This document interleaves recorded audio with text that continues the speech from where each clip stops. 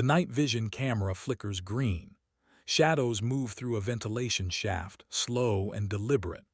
Concrete walls press close on all sides. The crawl space is tight, suffocating, designed for airflow, not human passage. Gloved hands work in silence. Fingers no thicker than a child's manipulate a micro camera the size of a pill bottle. The lens focuses on darkness below. A room, equipment, files stacked in metal cabinets. The whisper comes through an earpiece, barely audible even in the absolute quiet. Ghost in position, eyes on package. The hands place the camera into a ceiling vent, adhesive backing holding it flush against painted metal. The angle is perfect. The view unobstructed. 3 seconds of work that will cost someone everything. Footsteps echo from somewhere below, heavy boots on concrete, getting closer. The figure in the shaft freezes. Breathing stops.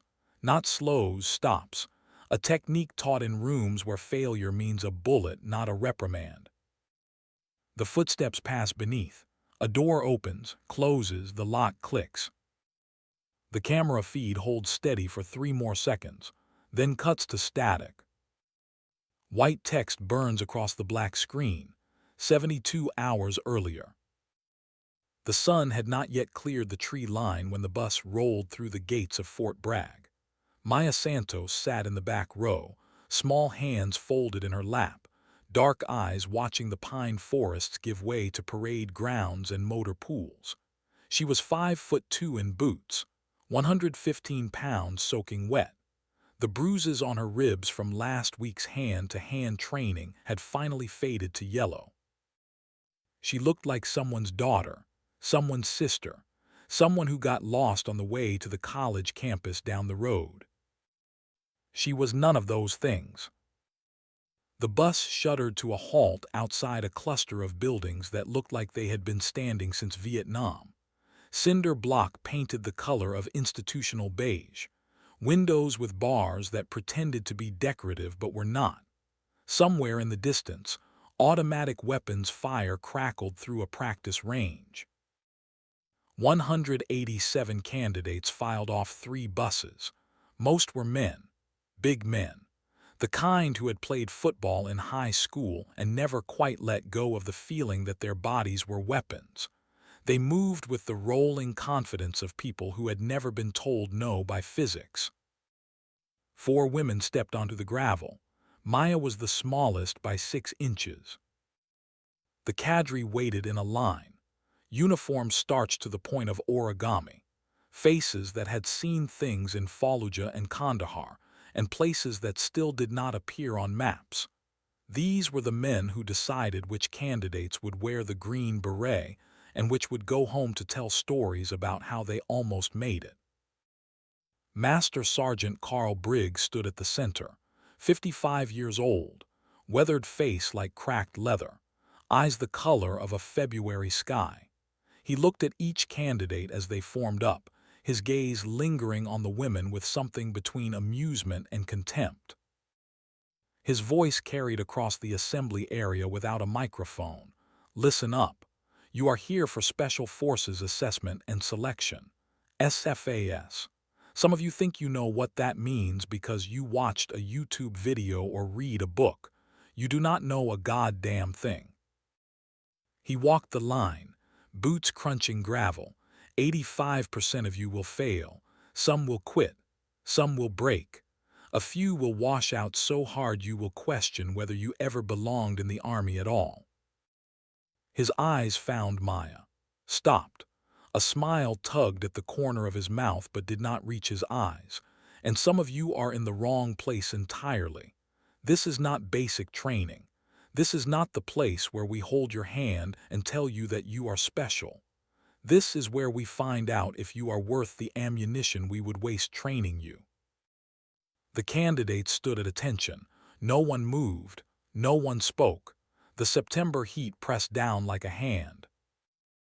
Briggs continued past Maya without another word, but she felt the weight of his attention like a target painted on her back. She had felt it before, in rooms, in training. in the eyes of men who had decided what she was before she ever opened her mouth. She had learned to use it.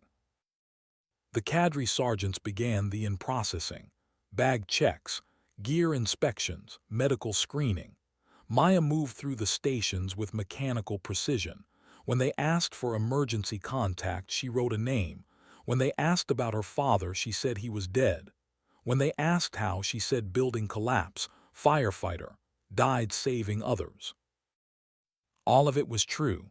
None of it was the whole truth.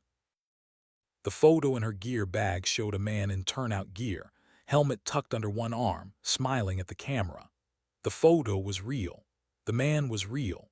What the photo did not show was the briefing room where Maya had sat 18 months ago, watching classified footage of her father's last mission. Army, not fire department. Ranger, not first responder. Killed not in a building collapse but in an ambush in Yemen that should never have happened because someone sold his team's position for money. She kept her face blank as the cadre sergeant examined the photo, looked at her, looked back at the photo. Your old man. Yes, Sergeant. He looks like he was a good man. He was, Sergeant. The sergeant handed the photo back. Make him proud. Maya tucked it into her bag. I intend to, Sergeant. The barracks were cinder block and peeling paint. Bunks stacked too high, 40 candidates to a bay. The women were given a separate room at the end of the hall. 4 bunks, 4 lockers, 1 window that looked out at a dumpster. Maya chose the bunk farthest from the door. She unpacked with the same mechanical efficiency.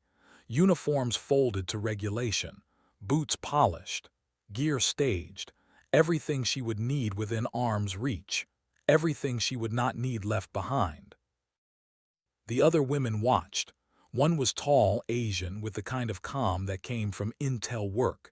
She introduced herself as Zoe Park, former military intelligence, looking to do something that mattered. Her handshake was firm. Her eyes were sharp. Maya filed the information away, analyzed it. Former MI looking to do something that mattered could mean idealism, could mean burnout, could mean cover story. She smiled, shook hands, said her name, said firefighter, said her father, gave them exactly enough truth to build a story around. The first formation was at 1700 hours. The candidates assembled in the September heat. Bragg stood on a wooden platform that had seen 1,000 classes before this one. Behind him, other cadre watched with the stillness of hunting dogs on a leash.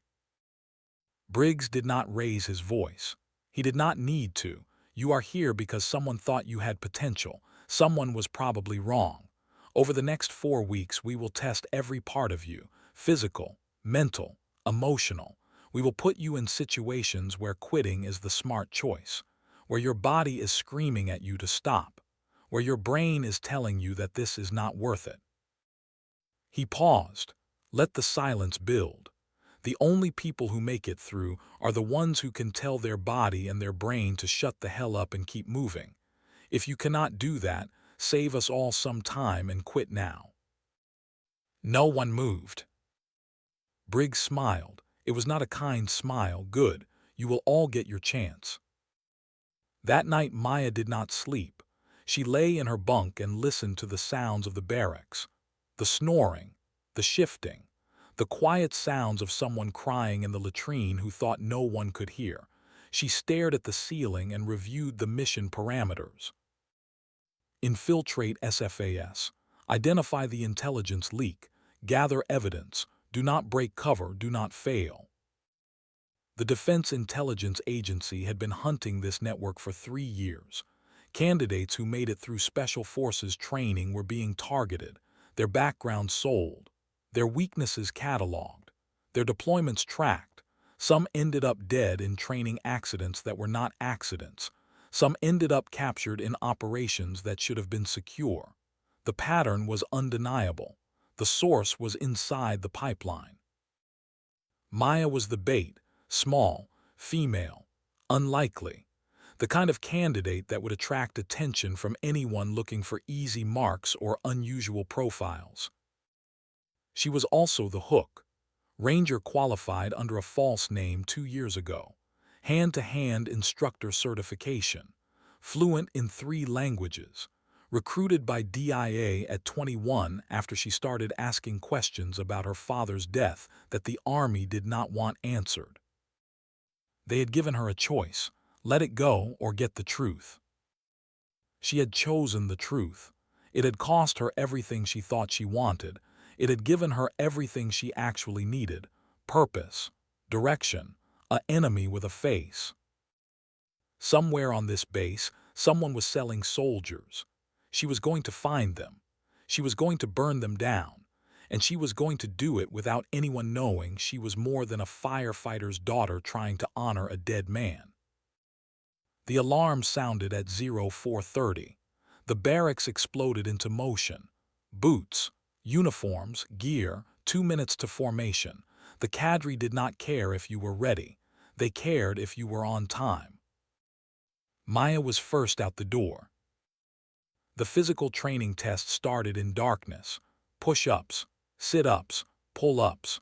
A 2-mile run in boots and fatigues. The minimum standards were listed on a board. The candidates who could not meet them would be gone before breakfast.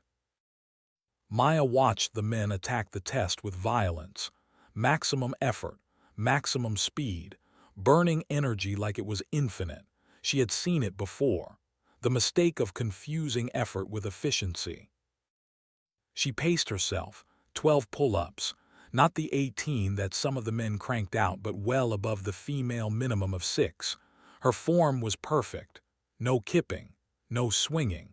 Each rep controlled from full extension to chin over bar. Briggs watched from 10 feet away. He did not say anything. He did not need to. His face said it all. Skepticism wrapped in certainty. She would fail. It was only a question of when. The 2-mile run was where the truth separated from the bravado. The big men who had sprinted the first mile were gasping by the halfway point. Maya held her pace. 9-minute miles. Steady, controlled, breathing through her nose. When she crossed the finish line, she was not first. She was not last. She was exactly where she needed to be. Invisible. The cadre sergeant recorded her time, looked at her face for signs of distress, found none. He made a note on his clipboard. Breakfast was 15 minutes. Eggs and grits in a dining hall that smelled like industrial cleaner and old grease. Maya ate quickly. Protein and carbs. Fuel, not pleasure. Across the table, 3 men were already talking about how easy the PT test had been. How they barely broke a sweat. How SFAS was not as hard as everyone said. Maya said nothing. She had learned that the ones who talked the most usually left first. One of them noticed her silence. "Hey, Santos, right?" She looked up. "Yes." "You even tired?" "No." The man grinned. He was 6'4" and 240 pounds of muscle and ego. Name tape said Novak. Derek Novak. "You must be tougher than you look." Maya met his eyes, held them. "I do not waste energy on things that do not matter." Novak's grin widened. He leaned back, crossed his arms. "That is good advice. You should remember it when the real training starts." It was not friendly. It was a test. Poking, prodding, looking for a reaction. Maya gave him nothing. She finished her eggs, stood, bussed her tray, walked out. Behind her, she heard one of Novak's friends laugh. "Dude, she just shut you down." Novak did not respond, but Maya felt his eyes on her back all the way to the door. The morning brief was in a classroom that had not been updated since the first Gulf War. Folding chairs, a whiteboard, a projector that barely worked. Captain Victor Hale stood at the front, 48 years old, shaved head, scar tissue on his knuckles that told stories his uniform did not. Former Delta Force, legend in certain circles, ghost in others. His voice was quiet, controlled, dangerous in the way that a coiled spring is dangerous. You are going to hate me before this is over. You are going to think I am unfair. You are going to think I do not understand what you are going through. You will be wrong on all counts. I understand exactly what you are going through because I have put hundreds of candidates through it before you, and the ones who made it are still alive. The ones who quit are not my problem. He clicked the projector. A list of training events appeared: land navigation, combat water survival, team exercises, live fire, the Crucible. Each of these is designed to expose weakness. Physical weakness we can train out of you. Mental weakness we cannot. If you have mental weakness, I need to know now before I waste resources on you, before I send you down range where you will get real soldiers killed. His eyes scanned the room, stopped on Maya, held. She did not look away. Hale's expression did not change, but something flickered behind his eyes. Recognition maybe, or suspicion. It was gone before she could identify it. The brief continued. Schedules, standards, rules. No one was allowed to quit during an event. Quitting happened in the barracks, in writing, witnessed by cadre. Once you quit, you were gone within the hour. No second chances, no appeals. Maya absorbed it all, cataloged it, compared it to the intel brief she had received before insertion. Everything matched. The process was exactly as described, which meant the leak had access to detailed knowledge of SFAS procedures, which meant cadre or contractor, which meant Briggs or Hale or someone in the support structure. She would find out which. The first real test came that afternoon: combat water survival. The pool was Olympic-sized, heated to a temperature that would not kill you but would not be comfortable. The candidates would enter in full uniform and boots, gear weighing 50 pounds. They would tread water for 15 minutes without touching the sides or bottom. Simple in concept, brutal in execution. Maya stood at the edge of the pool and felt the first cold finger of panic touch her spine. Water, deep water, water over her head, water that could drown her. She forced it down, locked it away. This was not Yemen. This was not the building collapse. This was a pool in North Carolina with lifeguards and safety protocols. The water could not hurt her unless she let it. The cadre blew the whistle. 20 candidates entered the water. The weight of the gear pulled Maya down immediately. Her boots filled, her uniform soaked through. The 50-pound ruck on her back became an anchor. She kicked, fought for the surface, broke through gasping. Around her, candidates thrashed. Some made it look easy. Derek Novick was one of them. He floated like he had been born in the ocean, relaxed, efficient, barely moving and somehow staying perfectly level. Maya was not relaxed.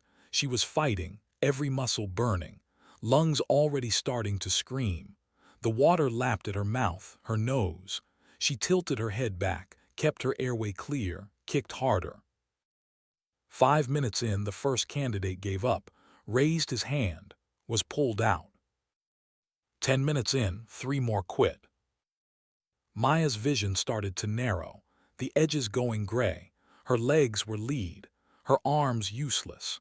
The ruck was pulling her down inch by inch, and there was nothing she could do about it. Breathe, count, survive. Her father's voice, clear as if he was standing poolside. She had been 12, trapped in a flooded basement during a training exercise.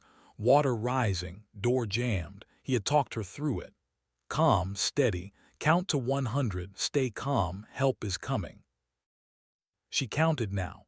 1, 2, 3, each number a lifeline, each breath a victory. 4, 5, 6. The water went over her mouth. She tilted back further, nose up, barely clearing. 7, 8, 9. She was going under, she knew it. Her body knew it, but her mind refused. Not yet, not here, not in a training pool in front of people who expected her to fail. 14 minutes. Her head went under, she kicked, broke surface, gasped, went under again. The whistle blew, 15 minutes time.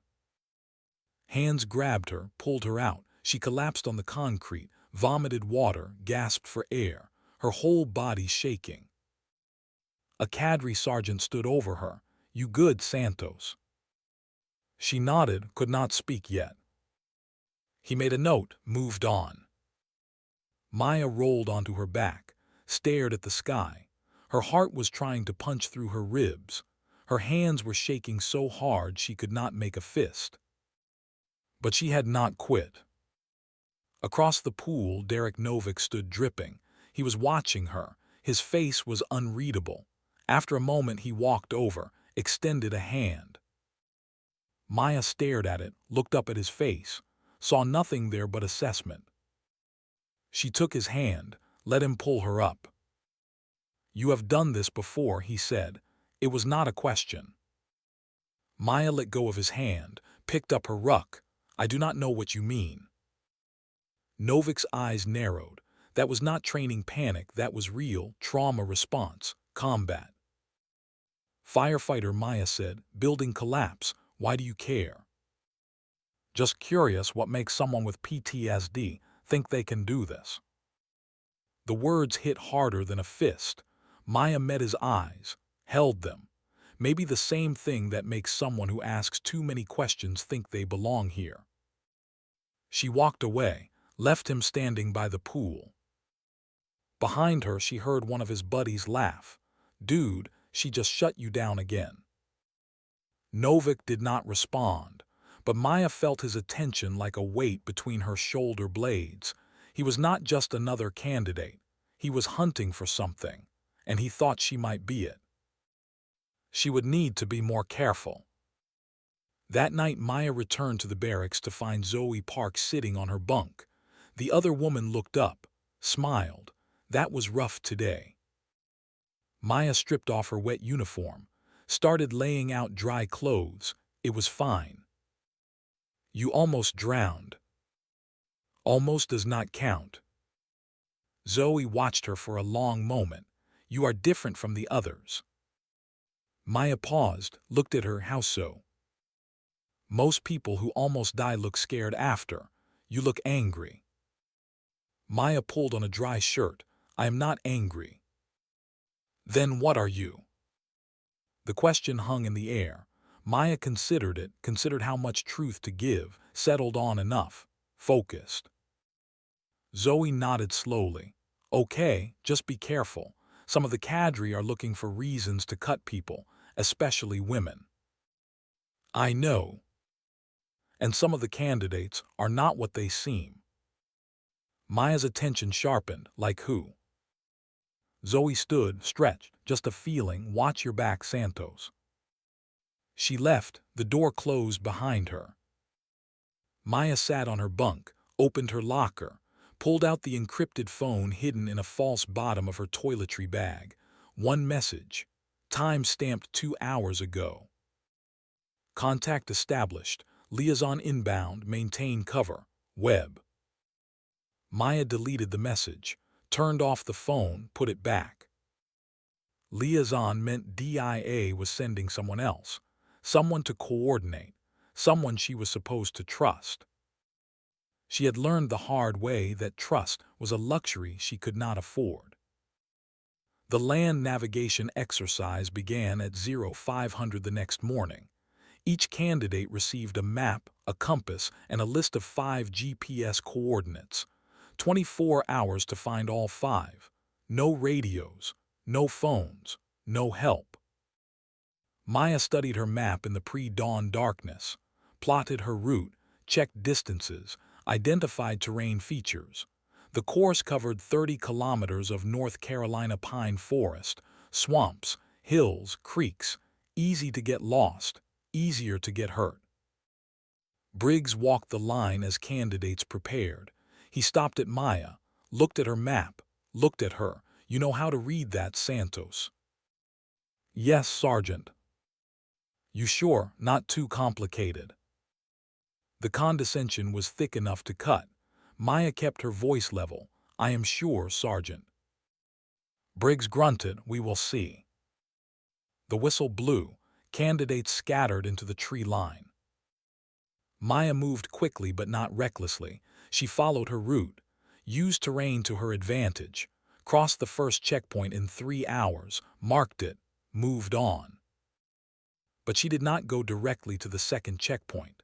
She deviated, 2 kilometers off course, following a hunch, following tire tracks she had noticed on the map during planning, old logging roads that were not supposed to be used anymore. She found the bunker at hour 5. Concrete, half-buried, camouflaged with old netting and brush. The kind of structure that had held ammunition in the Cold War and now held nothing according to official records. The tire tracks led right to it, fresh, maybe a day old. Maya circled the structure, found a vent, pulled the micro camera from her pocket, the same one from the cold open. She placed it carefully, angled it to cover the interior, activated it remotely. The feed appeared on her phone for 3 seconds, long enough to confirm placement. Then she shut it down to save battery. She was 200 meters away when she heard the vehicle. Maya dropped into the brush, went still, controlled her breathing, became part of the landscape. A truck rolled up to the bunker. Olive drab, no markings, the door opened. Briggs stepped out. Maya's pulse spiked. She forced it down, watched. Briggs entered the bunker, was inside for 10 minutes, emerged carrying a laptop case. He looked around, scanned the tree line. His eyes passed over Maya's position without stopping. He got back in the truck, drove away. Maya waited 5 more minutes, then moved, fast, silent. She had 4 checkpoints to hit and 18 hours to do it. She could not afford to be late and draw attention. She navigated by dead reckoning. Minimal compass checks, maximum speed. The forest was her element. She had trained in worse. Mountains in Colorado, jungles in Central America, deserts in places that did not officially exist. This was just trees. She hit all 5 checkpoints in 16 hours, returned to base at hour 18. The cadre sergeant looked surprised. "How?" "I did not stop to rest, Sergeant." He made a note, waved her through. Maya headed to the barracks, showered, changed, checked her encrypted phone, 1 new message. Candidate Morrison deceased 0347. Suspected foul play. Continue mission. Do not break cover. Webb. Maya read it 3 times. Morrison. She pulled up the roster in her memory. James Morrison, former Ranger, 26. Failed the PT test on day 2. Was supposed to ship out this morning. Supposed to.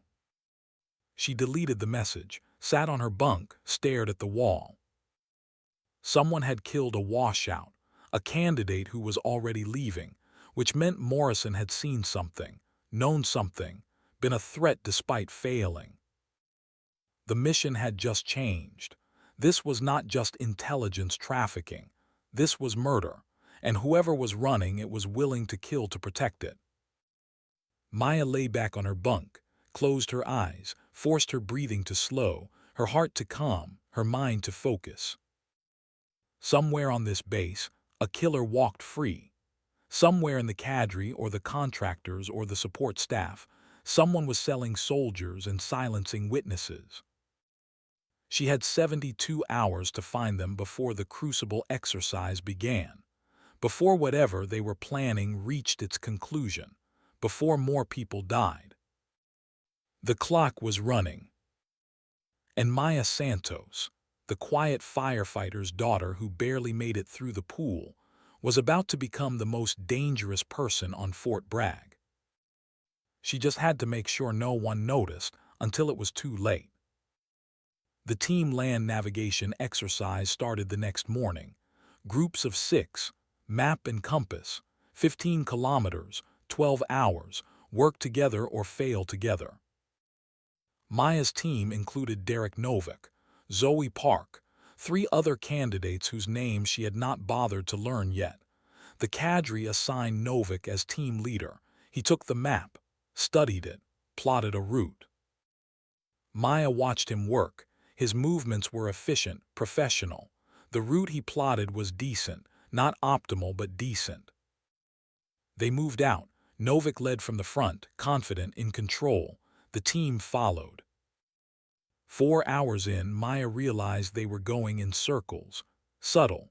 A few degrees off course each time Novik checked the compass. Enough to get them lost, not enough to be obvious. He was testing them, or testing her.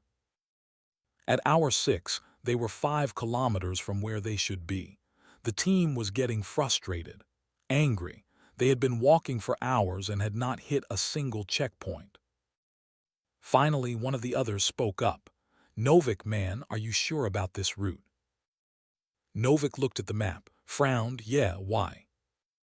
"Because we should have hit checkpoint 2 an hour ago." Novik turned to Maya. She had been silent the entire time, walking at the back, watching. "You have been quiet, Santos. What do you think?" Maya met his eyes. "I think you know exactly where we are." The team went silent. "Excuse me," Novik said. "I think you took us in a circle. I think you are testing something, or someone." The team looked between them. Confusion, suspicion. The dynamic shifted. Novik stared at her. "Fine, lead us out then." Maya looked at him, looked at the team, looked at the map in his hands. "No. No. If you want to fail your team, that is on you. I am not playing your game." She sat down, leaned against a tree, crossed her arms. The team erupted. "What the hell, we are going to fail. Santos, get up." Maya closed her eyes, said nothing. Novik watched her for a long moment. Then he walked over, crouched down beside her, spoke quietly. Barely a whisper. "Cut the shit. I know you are DIA. I am your liaison." Maya did not open her eyes, did not react. "I do not know what you're talking about." Encrypted phone check-ins at 0200 and 1400. Dead drop behind barracks building 7. Your handler is Colonel Marcus Webb, DIA counterintel. I was briefed you would be here. Maya opened her eyes, looked at him, really looked, saw the truth in his face, the confirmation she needed, finally dropped the act. "Then you know I work alone." "Not anymore. Someone killed candidate Morrison last night, made it look like a training accident. Your cover might be blown." Maya's expression did not change. "What candidate Morrison? Nobody died." Novik pulled out his phone, showed her the message, the same one she had received. Maya read it, looked up at him. Who was he? Former Ranger. Applied to SFAS. Failed PT test day 2, was being sent home today. Never made it to the bus. How did he die? Drug-induced cardiac arrest. Potassium chloride. Leaves almost no trace. Professional hit. Maya stood, brushed dirt off her pants. Who found the body? Novik checked his phone. Briggs, 0430 morning run. Briggs runs at 0530 every day. I have watched. So why was he out at 0430? Maya looked at him, because he was cleaning up. The team was staring at them, confused, angry. What the hell are you two talking about? Novik stood, turned to the team. Change of plans. Santos is navigating. Follow her. One of the candidates protested. But you are team leader. And I am telling you to follow her. Move. Maya took the map, studied it for 30 seconds, plotted the correction in her head, started walking. The team followed. She led them to checkpoint 1 in 40 minutes, checkpoint 2 in another hour. They finished the course with 90 minutes to spare. The cadre sergeant at the finish line looked surprised. How did you recover from being that far off course? Maya handed him the map.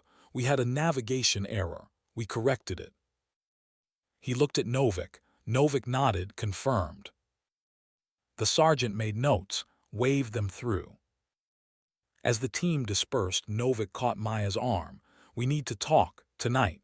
0200, Building 7. Maya pulled her arm free. I will think about it. This is not optional. Someone is killing candidates. We need to coordinate. I said I will think about it. She walked away, left him standing there. Because the truth was, she did not know if she could trust him. DIA sending a liaison without telling her meant either Webb did not trust her, or Webb did not trust his own agency. Either way, it meant the leak went higher than she thought. It meant someone inside DIA was compromised. It meant trusting Derek Novik could get her killed. She would meet him, but she would do it on her terms, with backup, with an escape route, with every advantage she could manufacture. Because in her world, trust was not given. It was earned, and earned slowly, and sometimes not at all. That night at 0200, Maya stood in the shadows behind Building 7. She had been there since 0130, watching, waiting, making sure Novik came alone, making sure no one else was watching. He arrived at 0200 exactly. Alone, he stood in the open, waited. Maya stepped out of the shadows. Novik turned, saw her, did not look surprised. You are careful, good. They walked, put distance between themselves and the buildings, found a spot near the tree line where they could see anyone approaching. Novik spoke first. Morrison's death was not random. He saw something, photographed something. They found out. What did he see? Novik pulled up a photo on his encrypted phone. Morrison's last image. Time-stamped 0300 the night before his death. The photo showed two people meeting behind a barracks building. The angle was bad, the light worse, but the faces were clear enough. Briggs and a woman, civilian clothes, dark hair, 40s. She was handing Briggs an envelope. Who is she? Maya asked. Dr. Sarah Vance, contract psychologist, does the psychological evaluations for all SFAS candidates. Maya studied the photo, access to candidate files, background checks, medical records, everything. Exactly. Perfect position to identify high-value targets for intelligence trafficking. Morrison saw this, photographed it, they found out how. Novik shrugged, could have been watching him, could have checked his phone after he failed. Either way, he became a liability. Maya handed back the phone. So Briggs and Vance are dirty. What about Hale? Unknown, he is either part of it or hunting it. My brief said to watch everyone, including him. Your brief from Webb? Yes. Maya looked at him. Do you trust Webb? I trust my orders. That is not what I asked. Novik met her eyes. In this business, trust is a luxury. I follow orders, I complete missions, I stay alive, in that order. Maya nodded. We are going to get along fine. They stood in silence for a moment. Around them the base was quiet. Somewhere in the distance a dog barked. A truck engine started. Normal sounds, covering abnormal business. What is the play? Novik asked. We watch, we gather evidence. We do not break cover. When we have enough, we move. And if they come for us first? Maya smiled. It was not a warm smile. Then we find out if they are as professional as they think they are. Novik studied her. You have done this before. Yes. How many times? Enough. He nodded. Okay, I will watch Briggs, you watch Vance. We compare notes every 48 hours. Same time, same place. Agreed. They separated. Novik headed back to the barracks. Maya waited 5 more minutes, then circled wide, approached from a different angle, entered through a different door. In her bunk, she lay awake and thought about Morrison, a ranger who failed a PT test, who saw something he should not have seen, who died for it. Professional hit. Potassium chloride. No trace unless you were looking. Someone on this base had access to that kind of knowledge, that kind of capability. Someone who could kill and make it look natural. Someone the system would protect because questioning the death would mean questioning the system itself. Maya had seen it before. Different base, different victim, same pattern. Her father had asked questions about a training death, had pushed too hard, had been told to stand down, had refused. 6 months later, he was dead in Yemen. Ambush, bad intel, friendly fire in the confusion. The official story never quite added up. The after-action report had holes. The investigation was cursory. And the officer who had called the airstrike that killed half the team, including her father, was now Captain Victor Hale. Respected, decorated, running the selection course that would shape the next generation of Special Forces soldiers. Maya had spent 4 years getting to this point, 4 years preparing, training, becoming someone the DIA would recruit, someone who could get inside, someone who could find the truth. She was close now, she could feel it. The pieces were moving, the pattern emerging. Briggs and Vance were part of it, but they were not the whole. There was someone else, someone higher, someone protected. Maybe Hale, maybe Webb, maybe someone she had not identified yet. She would find out. She would gather evidence. She would burn it all down, and she would do it without mercy. Because mercy was for people who had not watched their father's flag folded at a military funeral while knowing the truth that the flag represented was a lie. The alarm sounded at 04:30. Maya was already awake, already dressed, already ready. The Crucible exercise began in 72 hours. Everything would accelerate. Everything would come to a head. Lives would be on the line. Truth would surface or be buried forever. Maya Santos walked out of the barracks into the pre-dawn darkness.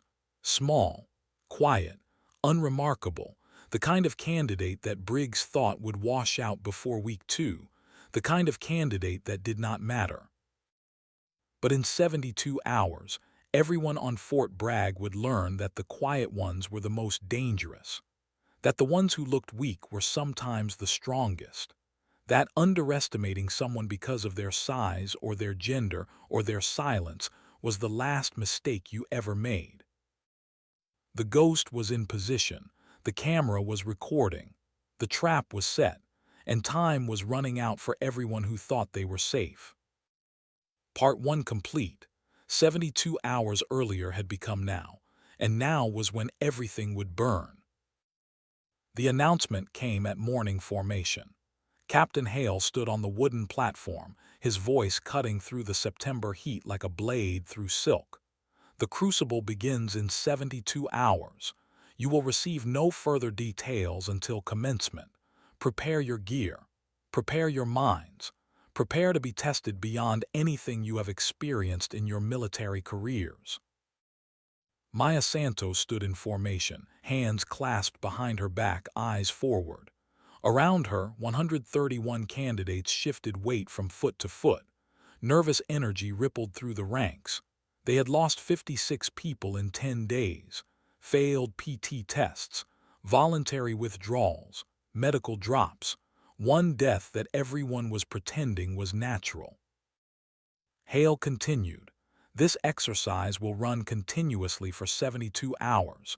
No sleep, no breaks. You will operate as teams and as individuals. You will face physical challenges, mental challenges, and situations designed to break your will. Some of you will quit. Some of you will fail. A very few will prove that you belong here. He paused. Let his words sink in like stones into deep water. The cadre will be watching everything. Your performance, your decisions, your character. This is not about being the fastest or the strongest. This is about being the one who does not quit when every fiber of your being is screaming at you to stop. Brigg stood behind Hale, arms crossed, face impassive. Maya watched him from the corner of her eye. He looked relaxed, confident, like a man who knew exactly how the next 3 days would unfold, like a man who had already planned for every contingency. Or like a man who was planning to use the chaos of the Crucible to finish what he started with Morrison. Formation dismissed at 0600. Maya headed to the barracks. Zoe Park fell into step beside her. "You nervous?" Maya kept walking. "No." "You should be. I heard last cycle 12 people got med dropped during the Crucible. Hypothermia, dehydration. One guy broke his leg and kept going for 6 more hours before they noticed." "I will be fine." Zoe glanced at her. "You are always fine. It is kind of creepy." Maya said nothing. They reached the barracks. Inside, candidates were already packing gear, checking equipment. Some were writing letters home, just in case. The kind of letters that started with "if you are reading this." Maya did not write letters. She had no one to send them to. Her mother had died when she was 16. Her father 3 years ago. The extended family that existed on paper had never existed in practice. She was alone in the world except for the mission, and the mission did not care about letters. She packed methodically, 3 changes of socks, foot powder, blister kit, water purification tablets, energy bars, a small first aid kit, everything she might need and nothing she did not. Weight was the enemy. Every ounce counted over 72 hours. Her encrypted phone was hidden in a false bottom of her canteen. The micro camera she had planted in Brigg's bunker was still transmitting to a receiver buried in the woods, uploading to a secure server every 6 hours. If something happened to her during the Crucible, the evidence would still exist. Webb would still get it. The mission would continue. That night, Maya met Derek Novick behind Building 7 at 0200. He arrived exactly on time, handed her a phone, footage from Morrison's autopsy, unofficial, the kind that did not exist in any database. Maya watched it, the body on the table, the Y incision, the examination, the pathologist's notes played over the video in text, cardiac arrest, potassium chloride detected in trace amounts in tissue samples, consistent with injection. Estimated time of death 03:15 to 03:45. She handed the phone back, professional. Very, someone with medical training. Someone who knew exactly where to inject and how much to use. Someone who had done it before. Vance. Novick nodded, or someone Vance trained. She has been contractor here for 6 years. Access to every candidate, every file, every medical record. Maya thought about the photo Morrison had taken. Vance handing Briggs an envelope at 0300, 2 hours before Morrison died. What was in the envelope? "I do not know," could be anything. Money, instructions, candidate files. Or a syringe. Novick looked at her. "You think she handed Briggs the murder weapon?" "I think if you are going to kill someone at 0330, you meet your accomplice at 0300 to coordinate. I think Morrison saw that meeting, photographed it. They realized it somehow. Maybe checked his phone. Maybe saw him watching. Either way, they knew, and Briggs handled it. So Vance provided the method. Briggs provided the execution. And whoever is above them provided the protection. Morrison is dead. No investigation, no questions, just a closed casket and a flag." Novick was quiet for a moment. Then he said, "Webb sent new orders. We are to gather evidence but not move until after the Crucible. Too many people watching during the exercise. Too much chaos. We wait until it is over, then we bring everything to Hale." Hale could be part of it. Webb does not think so. Hale's team in Yemen was tracking the same network. They got burned. Hale has been hunting the leak for 4 years. Or Hale is the leak and has been covering his tracks for 4 years. Novik shrugged. Either way, we follow orders, we wait. Maya did not like it.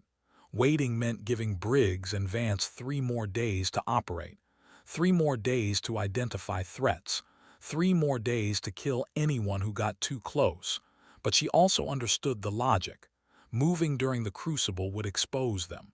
Better to be patient. Better to be sure. Fine, we wait. But if they come for us during the exercise, all bets are off. Agreed. They separated. Maya circled back to the barracks through a different route, entered through a side door, climbed into her bunk, stared at the ceiling. 72 hours, 3 days of controlled chaos, the perfect cover for murder, the perfect opportunity for whoever was running this network to clean up loose ends. She would have to be more than careful. She would have to be invisible. The Crucible began at 0500 on a Friday morning that smelled like rain and diesel fuel. The candidates assembled in full kit, rucksacks loaded with 50 pounds of gear, rifles, helmets, body armor, every piece of equipment they might need for 3 days in the field. Hale stood on the platform. Behind him, a map of the training area glowed on a projector screen. 70 square miles of North Carolina wilderness, swamps, hills, rivers, old logging roads and forgotten bunkers, a landscape designed to hide and reveal in equal measure. Your first objective is 15 kilometers north. You will move as a company. You will encounter obstacles. Some will be physical, some will be tactical. You will adapt. You will overcome, or you will fail. He clicked a remote. The screen changed, showed a building, concrete, 2 stories, windows blocked with plywood, a door reinforced with steel. This is your target. Inside are 5 enemy combatants holding 2 hostages. Your mission is to rescue the hostages without casualties. You have 4 hours from the start signal. Time begins now. The whistle blew. 131 candidates surged forward. Maya held back, let the crowd thin, watched the leaders emerge, the loud ones, the confident ones, the ones who thought leadership meant being first. Derek Novick was near the front but not at it, moving with purpose but not rushing, tactical, controlled. Their eyes met for half a second. He gave the smallest nod, then looked away. The first kilometer was a forced march through open ground. The sun climbed. The temperature rose. Candidates began to sweat, then to struggle, the weight of the gear grinding them down step by step. Maya maintained her pace, steady, efficient, breathing controlled. She had done this before. Ruck marches in mountains, in deserts, in jungles where the air was so thick with humidity that breathing felt like drowning. This was just North Carolina. This was easy. At kilometer 5, the road disappeared into swamp. Black water, cypress trees, the smell of rot and stagnant water. The candidates ahead hesitated, looked for a way around, found none. A cadre sergeant stood at the edge of the swamp, grinning, through or back, your choice. The leaders waded in. The water was waist deep, then chest deep. Candidates held their rifles above their heads, tried to keep their packs dry, failed. The water was cold, thick. It pulled at boots and gear like hands trying to drag them under. Maya entered the swamp, felt the cold shock of it, forced her breathing to stay level, forced her mind to ignore the sensation of things brushing against her legs underwater. Snakes maybe, gators maybe, or just branches and mud. Halfway across, a candidate ahead of her went under, thrashing, panicking. His pack had shifted. The weight pulling him down, 2 others grabbed him, hauled him up. He was coughing, gasping, eyes wide with fear. The cadre sergeant called from the bank. "You good, candidate?" The man nodded, could not speak yet. Then keep moving. They kept moving. Maya reached the far bank at hour 2, pulled herself out, water streaming from her uniform. Her pack felt like it had doubled in weight. Everything inside soaked through despite the waterproof bags. Physics did not care about preparation. The next 10 kilometers were hills, steep climbs, rocky descents. Candidates began to fall behind. Some were limping, some were vomiting from exertion, some just stopped, sat down, stared at nothing. Maya passed them without comment. She had learned early that you could not save everyone. You could only save yourself and hope that was enough. At hour 3 and 40 minutes, the company reached the target building. The candidates were scattered over 2 kilometers, exhausted, disorganized, in no condition to conduct a tactical operation. Hale was waiting. He looked fresh, untouched by the march. You have 20 minutes to plan and execute, starting now. Chaos erupted. Everyone started talking at once. Suggestions, arguments, competing plans, no one listening, no one leading. Maya found a spot on the edge of the group, sat down, watched. This was not her problem to solve. She was here to observe, to gather evidence, to stay invisible. Novik took charge by default. He was the loudest voice that made sense. Okay, listen up. We do this simple. 2 teams.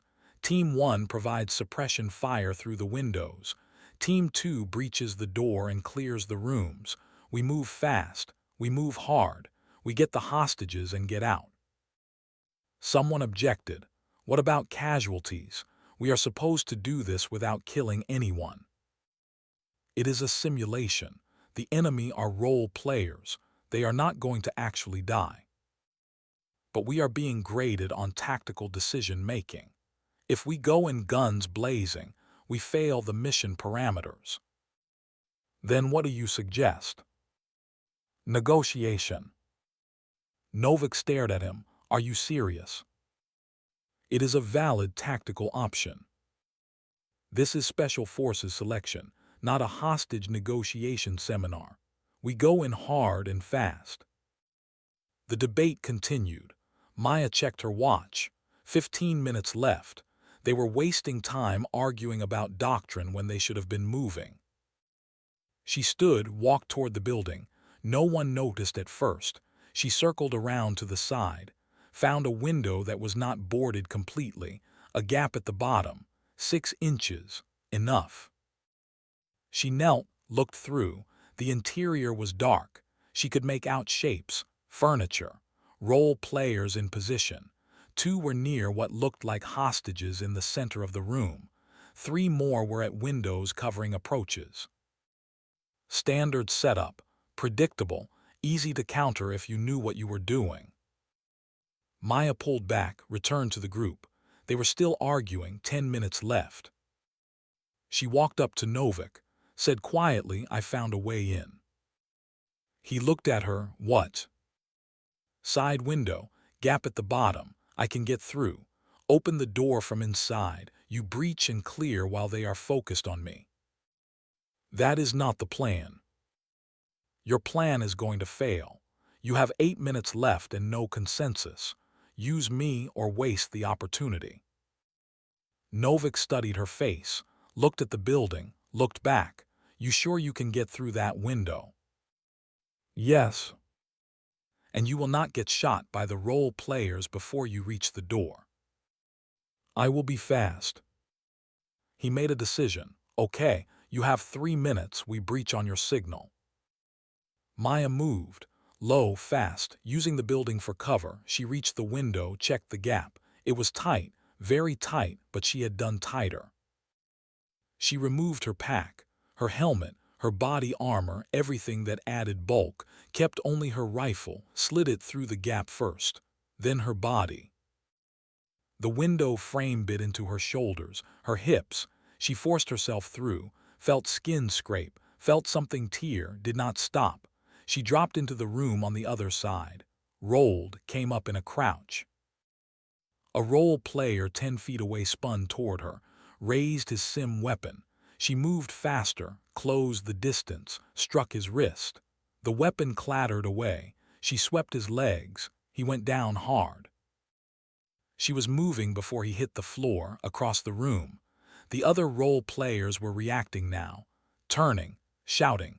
She reached the door, threw the bolt, kicked it open. Novik and his team flooded in. Sim rounds cracked through the air. Role players went down. The hostages were secured. The building cleared in 40 seconds. Outside, Hale stood with a stopwatch. Time, hostages recovered. 0 friendly casualties. 2 enemy casualties, mission success. The candidates who had breached looked at each other, then at Maya. She was standing by the door, breathing hard, blood seeping through her uniform where the window frame had torn skin. She did not seem to notice. Novik approached. "You good?" Maya nodded, "Just a scratch." "That was some move." "I have done it before." "Where?" Maya did not answer. She picked up her gear, put her armor back on, her helmet, shouldered her pack. The pain in her side was sharp but manageable. She had trained through worse. Hale called the company together. Good initiative on the breach. Candidate Santos, that was unconventional but effective. Candidate Novik, good decision to adapt your plan. The rest of you take note. Tactical flexibility wins fights. Rigid doctrine gets people killed. He checked his watch. You have 30 minutes to rest and refit. Then Phase 2 begins. Use your time wisely. Maya found a spot away from the group, sat down, lifted her shirt. The wound was not deep, but it was bleeding steady. She pulled out her first aid kit, applied pressure, then a field dressing, wrapped it tight. The pain spiked. She breathed through it. Zoe appeared beside her. "Jesus, Maya, you are bleeding." "It is fine." "That does not look fine." "It is a cut. I have had worse." "You need to get that looked at by medical." "No." "You could get infected." I said no. Zoe sat back, studied her. "Why do you do this to yourself?" "Do what?" "Push until you break. You almost drowned in the pool. You nearly got shot in the breach. Now you are bleeding through your uniform and pretending it is nothing. Why?" Maya looked at her, really looked, saw genuine concern, or a very good simulation of it. She still had not decided if Zoe was an ally or another asset. Navy intelligence investigating the same network, or cover story for something else. Trust was a luxury she could not afford. "Because stopping is not an option," Maya said. "Because if I stop, people die. Because I have a job to do and pain is just information telling me I am still alive." Zoe was quiet for a moment. Then she said, "You sound like someone I used to know, military intelligence." She pushed herself until her body gave out. Ended up in Walter Reed for 6 months. Almost died. Is that what you want? What I want does not matter. Everyone wants something. Maya stood, winced as the movement pulled the wound. What I want is for people like Morrison to stop dying. What I want is for the people who killed him to face consequences. What I want is a system that actually protects soldiers instead of selling them. But what I want and what is possible are 2 different things. So I focus on what is possible. She walked away, left Zoe sitting there, because the truth was complicated and ugly and Zoe was not clear to know it. Nobody was except Webb and Novik and now possibly Hale, and even they did not know the whole truth. They did not know about Maya's father, about the 4 years she spent preparing for this moment, about the promise she made standing at his grave. Phase 2 began at hour 5. The candidates were split into teams of 6. Each team received a different objective: navigate to a grid coordinate, secure a target, extract. Simple in theory, brutal in execution. Maya's team included Novik, Zoe, and 3 others. Their objective was 12 kilometers northeast, a mock enemy camp. They were to gather intelligence and withdraw without being detected. The catch was that the camp was guarded by cadre playing enemy forces, and the cadre were using live pyrotechnics, not live rounds but explosions that were very real. Get caught and you would not die, but you would fail, and you might get hurt. The team moved through the woods, Novik on point, Maya at rear security, the others in between. They moved tactically, slow, methodical, using terrain for cover, stopping every 100 meters to listen. At kilometer 8 they found the first sign of the camp, smoke from a fire, voices carrying on the wind. They went to ground, crawled forward, reached a ridgeline overlooking the camp. Below, 4 cadre sat around a fire, weapons stacked nearby. A tent, a radio, files in a waterproof case. That was the target. Get the files without alerting the guards. Novik studied the layout, whispered to the team. 2 approaches, direct and patient. Direct means we create a distraction and one person grabs the files while they are focused elsewhere. Patient means we wait until dark and use the cover of night. One of the candidates whispered back, "It is only 1400 hours. Dark is 6 hours away." So we wait 6 hours. We are supposed to complete the objective and move to the next one. If we wait, we fall behind. Better to fall behind than to fail. Maya was studying the camp. Something was wrong. The setup was too easy, too predictable. 4 guards, 1 target, clear lines of sight. It felt like a trap. She touched Novik's arm, whispered, "This is wrong." "What?" "The layout, it is too obvious. They want us to go direct. So we go patient. Look at the tent, the angle. It is positioned so we cannot approach from the high ground without being silhouetted. The fire is upwind so our scent will carry to them if we circle. The only approach that works is straight down the slope." "Which is the obvious approach?" "Which means it is mined or watched or both." Novik looked again, saw what she saw, cursed under his breath. "So what do you suggest?" "We do not go in at all. We find another way to get the intelligence." "There is no other way. The files are the objective." "Maybe the files are not the real objective. Maybe the real objective is seeing if we are smart enough not to take the bait." "That is a hell of a gamble." Maya looked at him. "Everything here is a gamble. We gamble on the obvious approach and we fail. We gamble on patience and we fall behind. We gamble on walking away and we might be right or we might wash out. You are the team leader. You decide."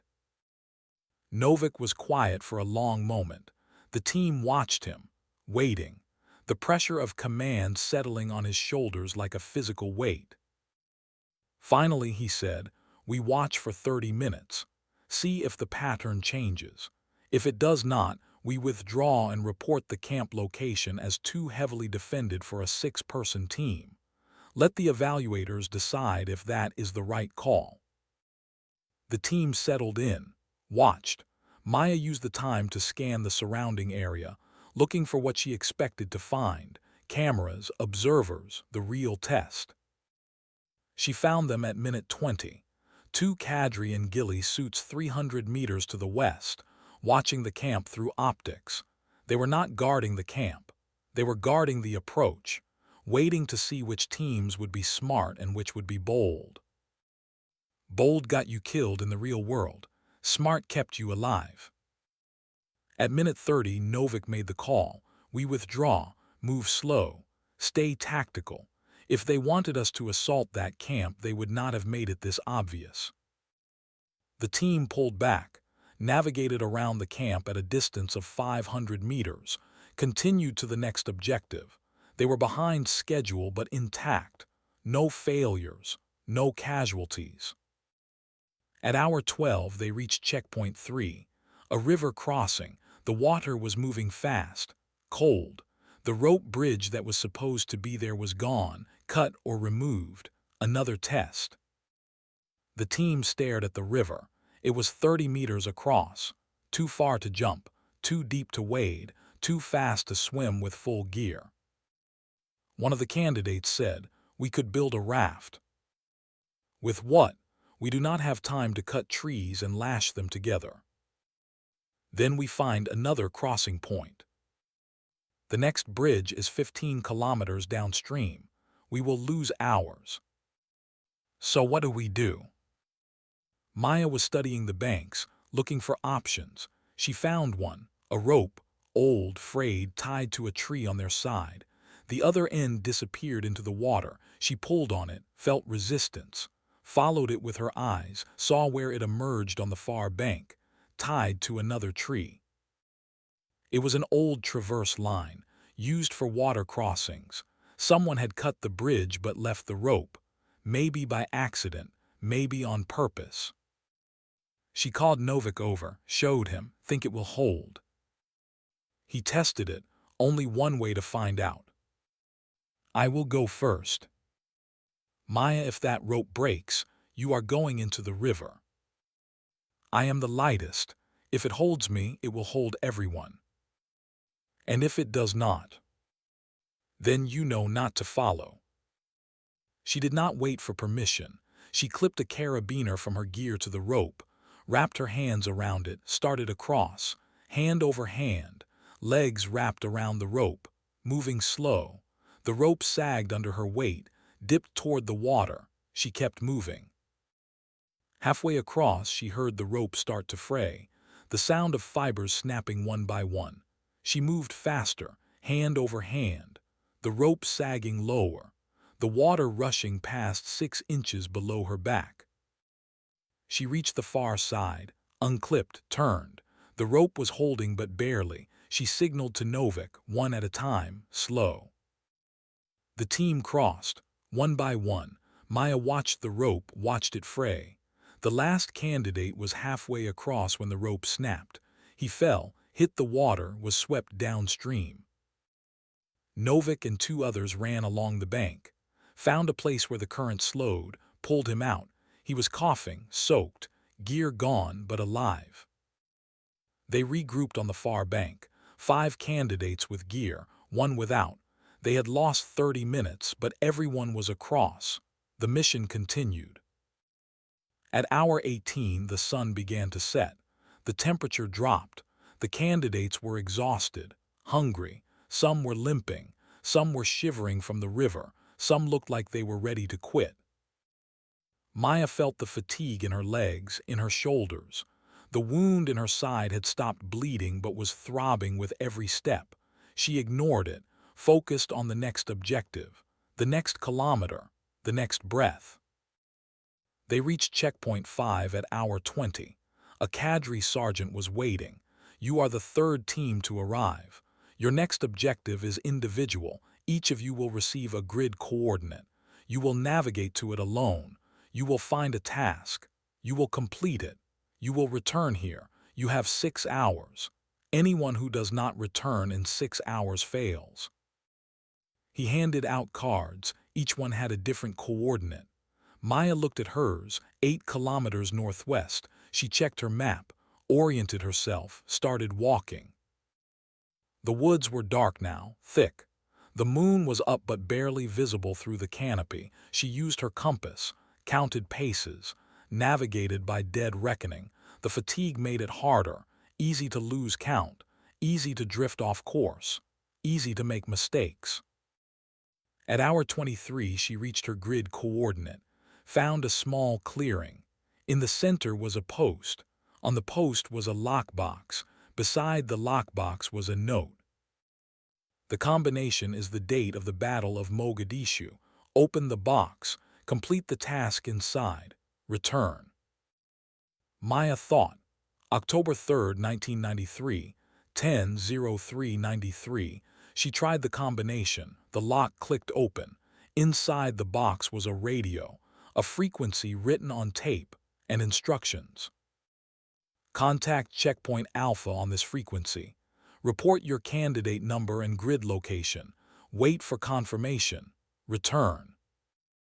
Simple, she assembled the radio, tuned to the frequency, keyed the mic. Checkpoint Alpha, this is candidate 47. Grid November Kilo 327491.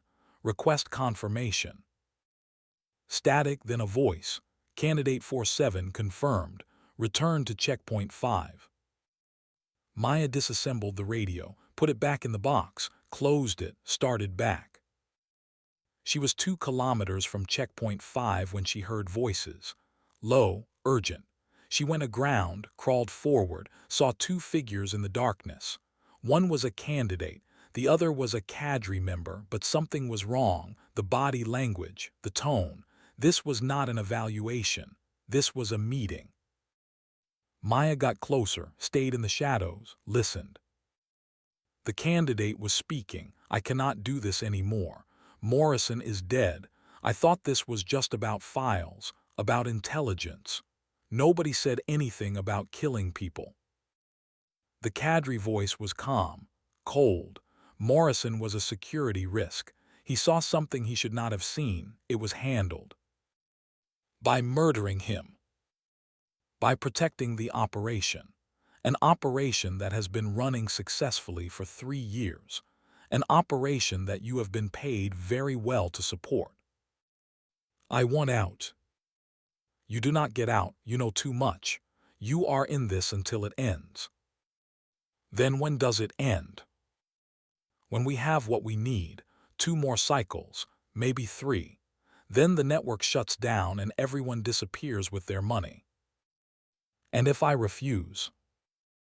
Then you end up like Morrison. Is that what you want? Silence, long and heavy. Then the candidate said no. Good, now get back to your checkpoint. Act normal. Do not do anything that draws attention. We are almost done. Just hold it together a little longer. The 2 figures separated. The candidate headed south. The cadre member headed north. Maya waited until both were out of sight. Then she moved, followed the cadre member at a distance, staying invisible, staying silent. The cadre member walked for 15 minutes, stopped at a vehicle parked on an old logging road, got in, drove away, but not before Maya got close enough to see the face in the moonlight. Dr. Sarah Vance. Maya stood in the darkness and processed what she had just heard. Vance was running candidates as assets, paying them, using them to gather information or provide access or both. Morrison had been part of it, had gotten cold feet, had been killed to keep him quiet. And there were others, more candidates compromised, more people inside the network, 2 more cycles, maybe 3. That meant at least 12 more months of operation, 12 more months of selling soldiers, 12 more months of people dying. Unless Maya stopped it now. She pulled out her encrypted phone, sent a message to Novak, need immediate contact, critical intel, stand by for location. She waited 5 minutes, 10. The response came, location received, en route, ETA 30 mics. Maya found a defensible position, a rocky outcrop with clear sight lines. She settled in, checked her weapon, checked her surroundings, waited. Novak arrived in 28 minutes. He came in quiet, tactical. She gave a low whistle. He approached. What have you got? I saw Vance meeting with a candidate. The candidate is an asset, part of the network. Morrison was too. He wanted out. They killed him. Which candidate? I did not get a name, but I heard enough. The network is bigger than we thought. Multiple candidates compromised. They are being paid to provide information, access, maybe more. Did you get it recorded? No, I was too far away, but I can identify the candidate if I see him again. That is not enough for evidence. I know, but it confirms what we suspected. Vance is running the recruitment. Briggs is muscle. Someone higher is providing protection and funding. Webb needs to know. Webb will not move without hard evidence. We need more than an overheard conversation. Then we get more. The Crucible runs for another 54 hours, plenty of time for Vance or Briggs to make a mistake, or for them to realize we are onto them and clean house. Novick looked at her. You think they know? I think Morrison knew something and they killed him. I think if they even suspect we are investigating, they will not hesitate to do the same to us. The Crucible is the perfect cover. Accidents happen. People get hurt. No one questions it. So we watch our backs. We do more than watch. We set a trap. What kind of trap? Maya smiled. It was not a kind smile, the kind where we give them a target they cannot resist, someone who looks vulnerable, someone who is asking too many questions, someone they need to silence. You want to use yourself as bait. I am already bait. That is why Webb sent me. Small, female, unlikely, the kind of candidate that attracts attention. We just make it more obvious. How? I start asking questions about Morrison, loudly, publicly, make it clear I think something is wrong, force their hand. When they come for me, you are watching. You record everything. We get the evidence we need. That is insane. That is the mission. The mission is to gather evidence, not get yourself killed. Sometimes they are the same thing. Novick stared at her, then shook his head. Webb is going to hate this plan. Webb is not here. We are. And we are running out of time. 2 more cycles means 12 more months. 12 more chances for them to cover their tracks. 12 more candidates who might end up like Morrison. We end this now or we risk losing them forever. Novick was quiet for a long moment. Then he said, okay, but we do this smart. You make noise, I shadow you. First sign of real danger, I pull you out. No arguments. Agreed. And you wear a wire. Everything gets recorded. Fine. Novick pulled a small device from his pack. Micro recorder. Voice activated. Battery lasts 48 hours. Waterproof. Crush resistant. Pin it inside your uniform. It will pick up everything within 10 meters. Maya took it, examined it. High-end gear, not standard issue. Where did you get this? Webb sent it with me, said I might need it. He knew this was going to happen. He suspected. Webb is paranoid, but he is usually right. Maya pinned the recorder inside her uniform, tested it. Novick checked the receiver on his end, gave a thumbs up. We are live. Then let the show begin. They separated. Novick headed back to checkpoint 5. Maya took her time, arrived at hour 26. The cadre sergeant logged her in. She was the 9th candidate to return out of 18 on this phase. Acceptable performance. Not exceptional, exactly where she wanted to be. She found a spot near the fire, sat down, waited for the others to gather. When there were enough people listening, she started talking, loud enough to be heard, casual enough to seem natural. Anyone else think it is weird about Morrison? A candidate looked over. What about him? Just that they said it was a heart defect, but he passed the physical to even get here. How do you miss a heart defect that kills you 2 weeks later? People have undiagnosed conditions all the time. Maybe, but do not you think they would autopsy? Make sure it was natural. Guy dies on a military base. You would think there would be an investigation. There probably was. We just do not hear about it. Or there was not because someone did not want questions asked. The candidate frowned. What are you saying? I am saying it is convenient. Morrison fails the PT test. He is about to go home. Then he dies. No investigation, no questions, just a closed casket and everyone moves on. Does not that seem strange? You sound paranoid.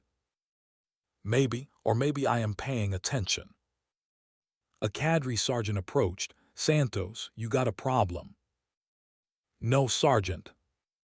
Then shut up and get some rest. You have got a long night ahead. Yes, Sergeant. The sergeant walked away, but Maya saw him pull out a radio, speak quietly into it.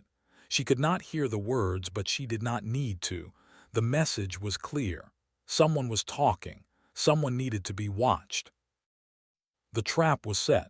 Now she just had to wait for them to take the bait. The night stretched into morning. The candidates who had completed their individual tasks were given 2 hours of rest. Not sleep, rest. They lay on the ground in full gear. Some managed to doze.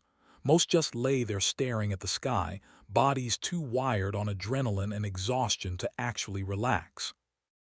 Maya did not rest. She sat with her back against a tree, watched the shadows, watched the cadre, watched for anyone paying too much attention to her.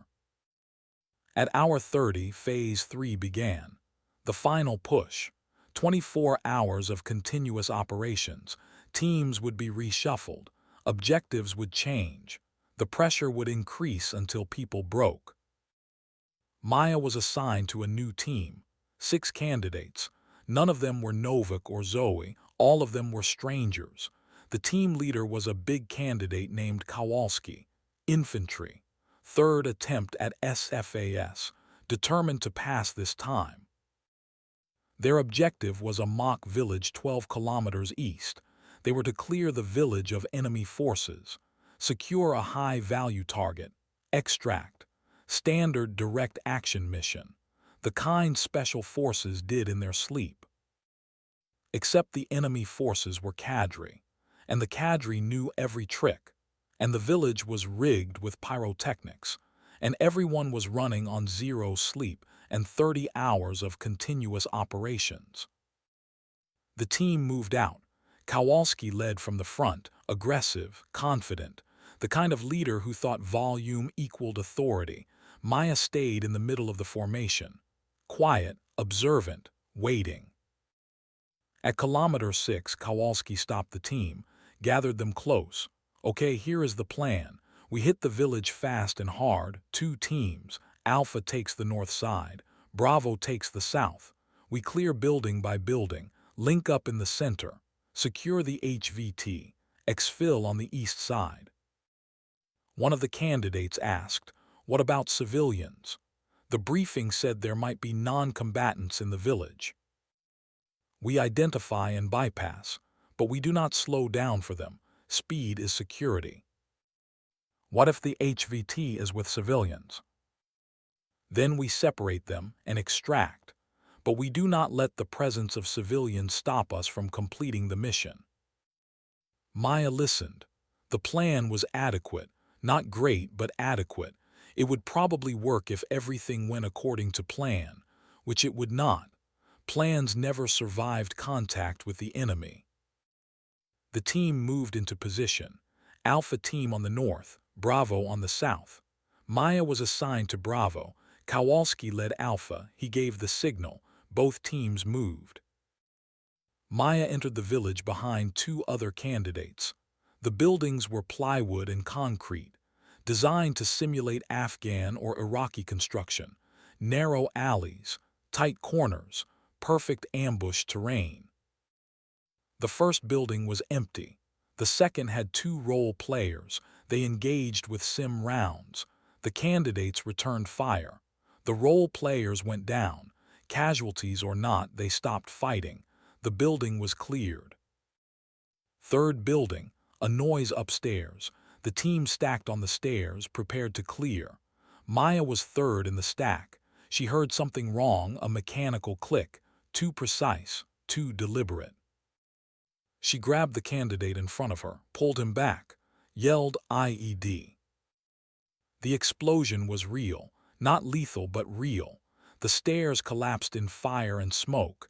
If the team had been on them, they would have been hurt. Badly. The candidate Maya had grabbed stared at her. How did you know? The click, it was a pressure trigger. They are testing if we check for traps. The team leader called out, "Everyone okay?" Maya responded, "Yeah, stairs are gone though. Find another way up or bypass the building." They bypassed, moved to the next building. Maya was more careful now, watching for wires, for triggers, for anything that looked wrong.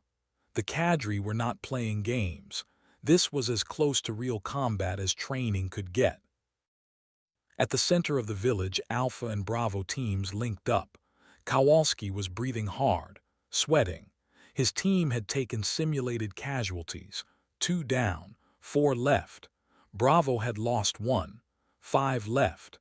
Combined force of 9 to clear the final building where the HVT was supposedly located. Kowalski studied the building.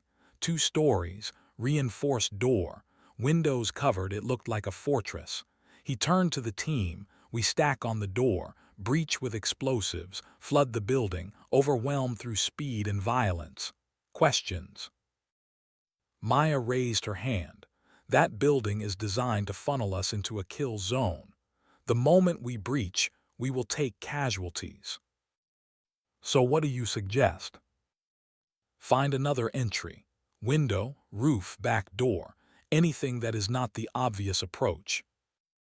Kowalski looked annoyed. "We do not have time for subtlety. We breach and clear. That is the plan." "The plan will get people killed." "It is a simulation. The injuries will not be."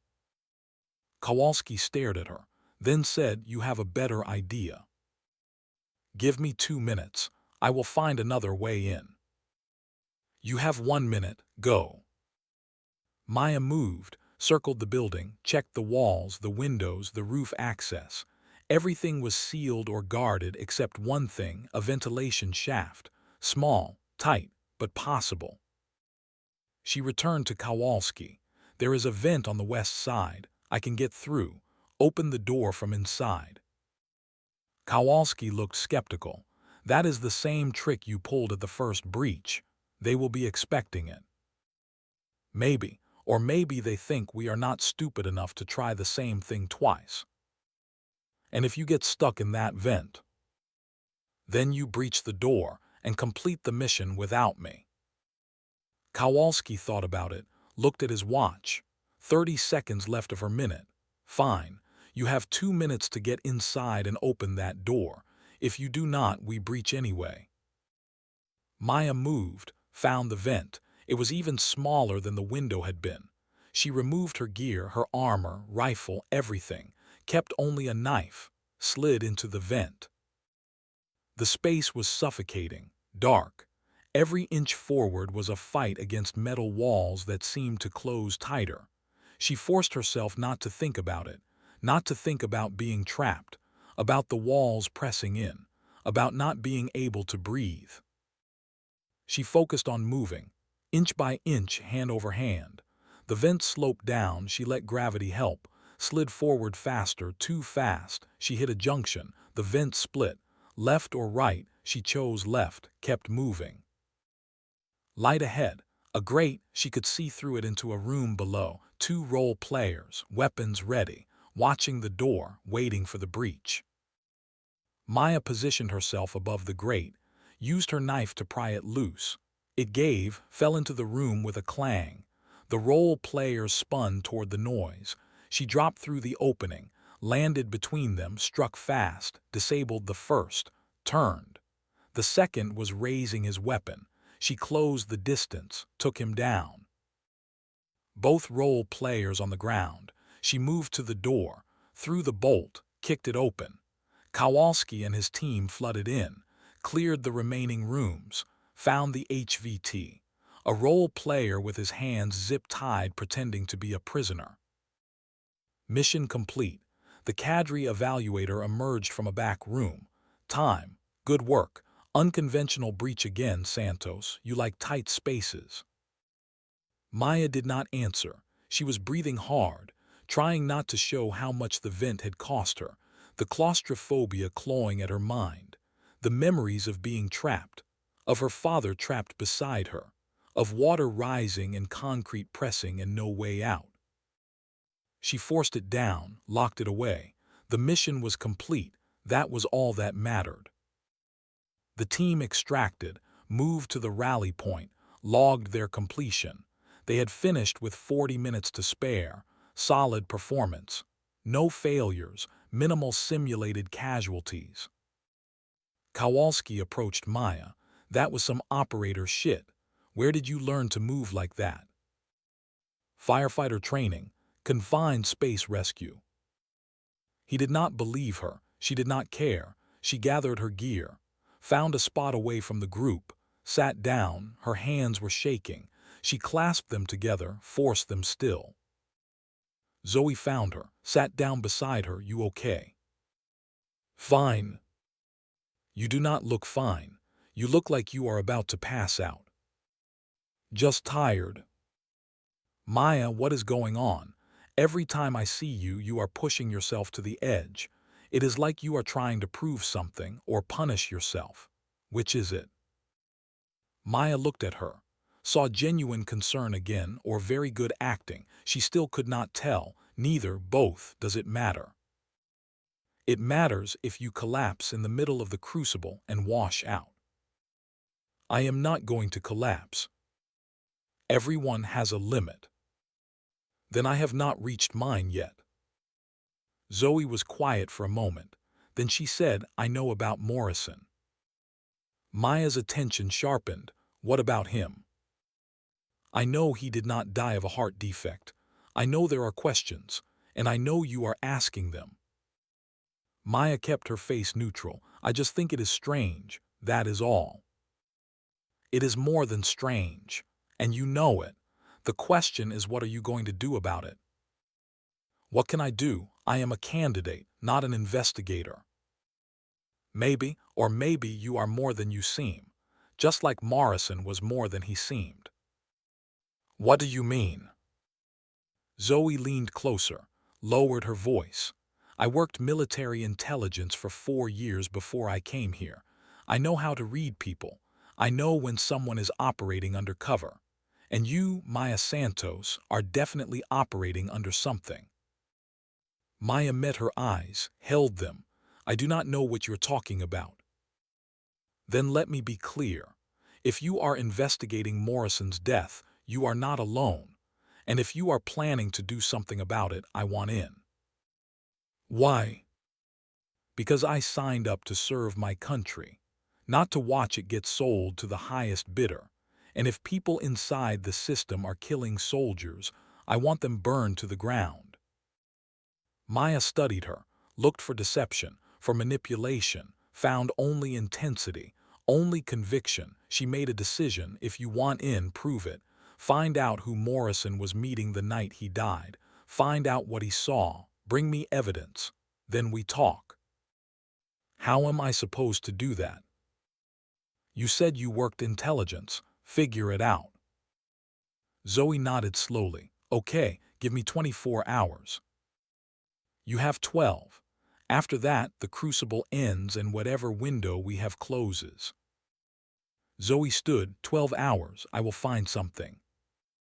She walked away. Maya watched her go, then pulled out her encrypted phone, checked for messages. One new from Novik. Vance is on the move, heading toward your position. Stay alert. I am shadowing her. Maya deleted the message, stood, scanned the area, looking for Vance, looking for threats, looking for the moment when the trap she had set would spring shut. She did not have to wait long. Dr. Vance appeared at the rally point 30 minutes later. She was carrying a medical kit, doing spot checks on candidates, looking for injuries, dehydration, signs of distress. Her cover was perfect. Concerned contractor making sure the candidates were safe. But her eyes lingered too long on Maya, assessed too carefully, calculated. She approached. Santos, how are you holding up? Fine, ma'am. Let me check your vitals. You look dehydrated. I am fine. It was not a request. Vance pulled out a blood pressure cuff, wrapped it around Maya's arm, pumped it up, watched the gauge. Your heart rate is elevated. I have been running for 36 hours. And you have lost weight. When did you last eat? This morning. You need to maintain your calorie intake. Here. She handed Maya an energy bar. Maya took it, did not eat it. Vance noticed. You should eat that now. I will eat it later. Vance's eyes hardened. Just a fraction, just enough. Eat it now. That is medical advice. Maya met her eyes, held them. With respect, ma'am, I will eat when I am hungry. The tension hung in the air. Other candidates were watching now, curious, sensing something wrong but not sure what. Vance smiled. It did not reach her eyes, of course. Your choice. But if you collapse from low blood sugar, do not say I did not warn you. She moved on to the next candidate, but Maya felt the weight of her attention. The calculation, the decision being made, she had pushed. Vance had pushed back. The dynamic was established. Now it was just a question of who would move first. Maya waited until Vance was out of sight. Then she examined the energy bar, checked the wrapper. It was sealed, factory packaging, but that did not mean anything. Potassium chloride could be injected through packaging and resealed. Morrison had died from a substance that left almost no trace. She dropped the bar on the ground, stepped on it, walked away. 12 hours left in the Crucible. 12 hours until everything came to a head. 12 hours to gather the evidence they needed or lose the network forever. The clock was running, and Maya Santos was about to force the hand of everyone who thought they were safe. Because the ghost was no longer watching, the ghost was hunting, and when ghosts hunt, people disappear. The final 12 hours of the Crucible began with rain. Cold, steady, the kind that soaked through gear and turned the ground to mud and made every step an exercise in misery. The candidates who remained, 93 out of 131, moved like ghosts through the North Carolina woods, exhausted, hungry, running on nothing but will and the fear of failure.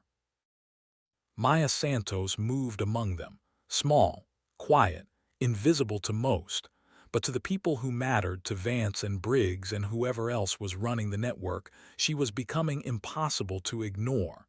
She had asked questions about Morrison. She had refused the energy bar. She had pushed back when pushing back was dangerous. She was a problem that needed solving. And problems in their world had only one solution. The rally point was an old ammunition bunker half buried in a hillside. Concrete walls thick enough to survive a direct hit. Narrow windows like gun slits. The kind of place that had held death in the Cold War and now held nothing but echoes and rain. The candidates filed in, found spots on the floor, collapsed into exhausted heaps. A cadre sergeant stood at the entrance. Final phase begins in 30 minutes. Individual navigation. Each of you will receive coordinates. You will move alone. You will find your objective. You will return here. Time limit is 6 hours. Anyone who does not return in 6 hours fails. Anyone who quits fails. Anyone who gets rescued fails. This is your last test. Make it count. He began handing out cards. Each one contained a grid coordinate and nothing else. No context, no explanation, just numbers on paper that could mean anything or nothing. Maya received hers, checked the location on her map. 14 kilometers northeast, deep in the training area, far from roads, far from help. Exactly the kind of place where accidents happened and nobody asked questions. She looked up, caught Novik's eye across the bunker. He gave the slightest nod. He had received his coordinates, would be watching, would be close if things went wrong, but not too close. Close enough to help meant close enough to be compromised. They both knew the calculus. Sometimes you had to let people walk into danger to catch the ones creating it. Zoe appeared beside Maya, whispered, I found something about Morrison. Not here. When? After the phase starts. Meet me at grid November Kilo 415623, 30 minutes after we move out. That is not on your route. I know, can you make it? Zoe nodded. I will be there. Come alone. If you bring anyone, I disappear. Understood. Zoe moved away. Maya sat against the concrete wall, closed her eyes, listened to the rain, listened to the breathing of 93 candidates who thought they knew what they were doing, who thought the Crucible was about physical endurance and mental toughness, who had no idea that some of them were being watched, evaluated, marked for recruitment or elimination. She thought about her father, about the last conversation they had. She had been 17. He had been home on leave. They had sat on the porch of the house in Colorado, watched the sun set over mountains that looked like they had been there since the beginning of time. He had told her about Yemen, not the official story, the real story, about the mission that went wrong, about the officer who made bad decisions and blamed good soldiers, about the system that protected the officer and buried the truth. He had told her because he knew he might not come back, because he wanted someone to know, someone to remember. 3 months later, he was dead. Friendly fire, bad intelligence. The officer who called the airstrike was commended for making tough decisions under pressure, promoted, given command of training pipelines where he could shape the next generation. Captain Victor Hale. Maya had spent 4 years verifying every detail, 4 years becoming someone who could get close, 4 years preparing for this moment. And now she was here, in the bunker, in the rain, 12 hours from either vindication or death. She opened her eyes. The cadre sergeant was checking his watch. Time to move. You have 6 hours, starting now. The candidates filed out into the rain, dispersed into the woods like drops of water into an ocean. Maya waited until half were gone, then followed, moved into the tree line, checked her compass, started northeast. But she did not go to her assigned coordinates. She went to the meeting point she had given Zoe. Grid November Kilo 415623, a small clearing 2 kilometers off any logical route, the kind of place you only found if you were looking for it. She arrived in 20 minutes, found cover, waited, watched. The rain made visibility poor, but it also made sound carry. She would hear anyone approaching long before they saw her. Zoe arrived at 28 minutes, alone, moving carefully, checking her surroundings. Good fieldcraft for someone who claimed to be just a former me analyst looking for a challenge. Maya stepped out of cover. Zoe turned, relaxed slightly. You are early. So are you. What did you find? Zoe pulled out a waterproof pouch, opened it. Inside was a phone, Morrison's phone. I found it in the evidence locker, logged as personal effects. Nobody thought to check it thoroughly because the death was ruled natural. How did you get access to the evidence locker?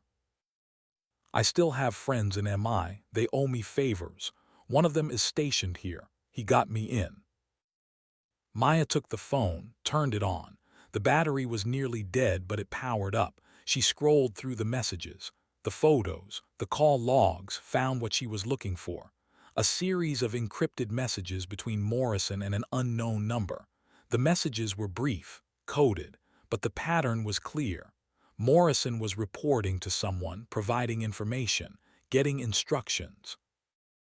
Who was he talking to? Maya asked. I do not know. The number is not in any database I can access, but look at the timestamps. The last message was sent at 02:58 the night he died. It says package delivered, awaiting confirmation. Package candidate files. Probably. Or intelligence on upcoming selection criteria, or names of cadre who could be compromised. Whatever it was, someone wanted it badly enough to pay Morrison for it. And then kill him when he got cold feet. Zoe nodded. There is more. I checked his bank records. 3 deposits in the last 6 months, 10,000 each, all from offshore accounts, all untraceable without a warrant and federal resources. $30,000. That is a lot of money for a candidate who was washing out. It is a lot of money for someone who had access to something valuable. Morrison was former Ranger. He had security clearance. He had connections. He could have been providing more than just SFAS candidate information.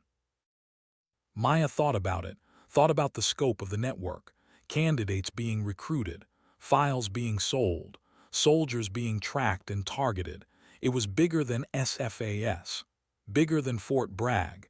This was systematic, organized, funded at a level that suggested institutional support.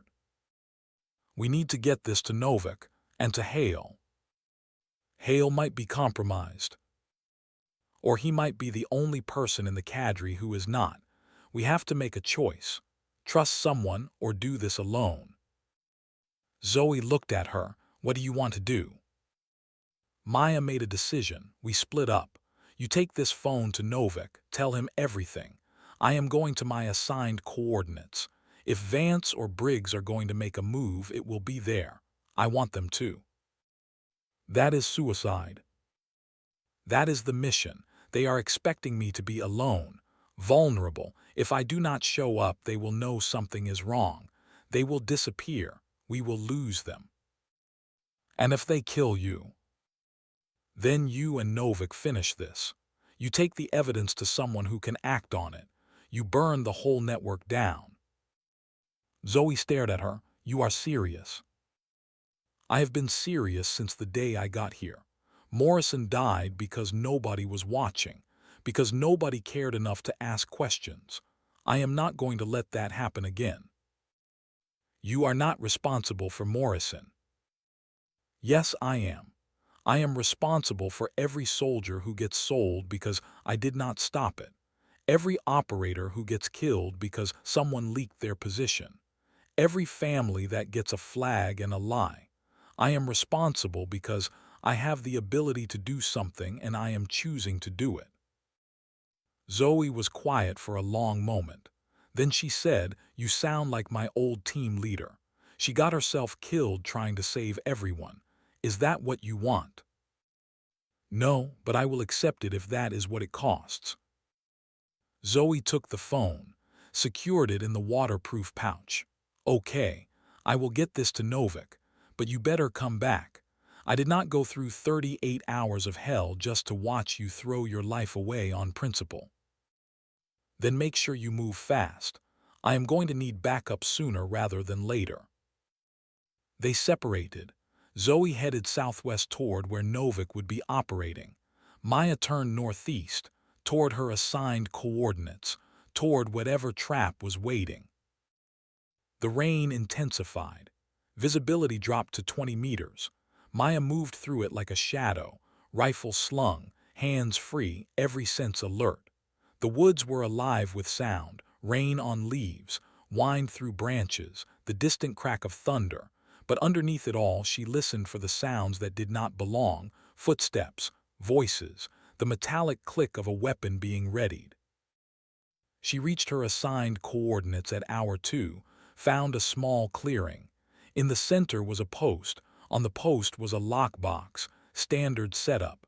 She had seen it before during the individual navigation phase. Open the box, complete the task, return. But this one felt wrong.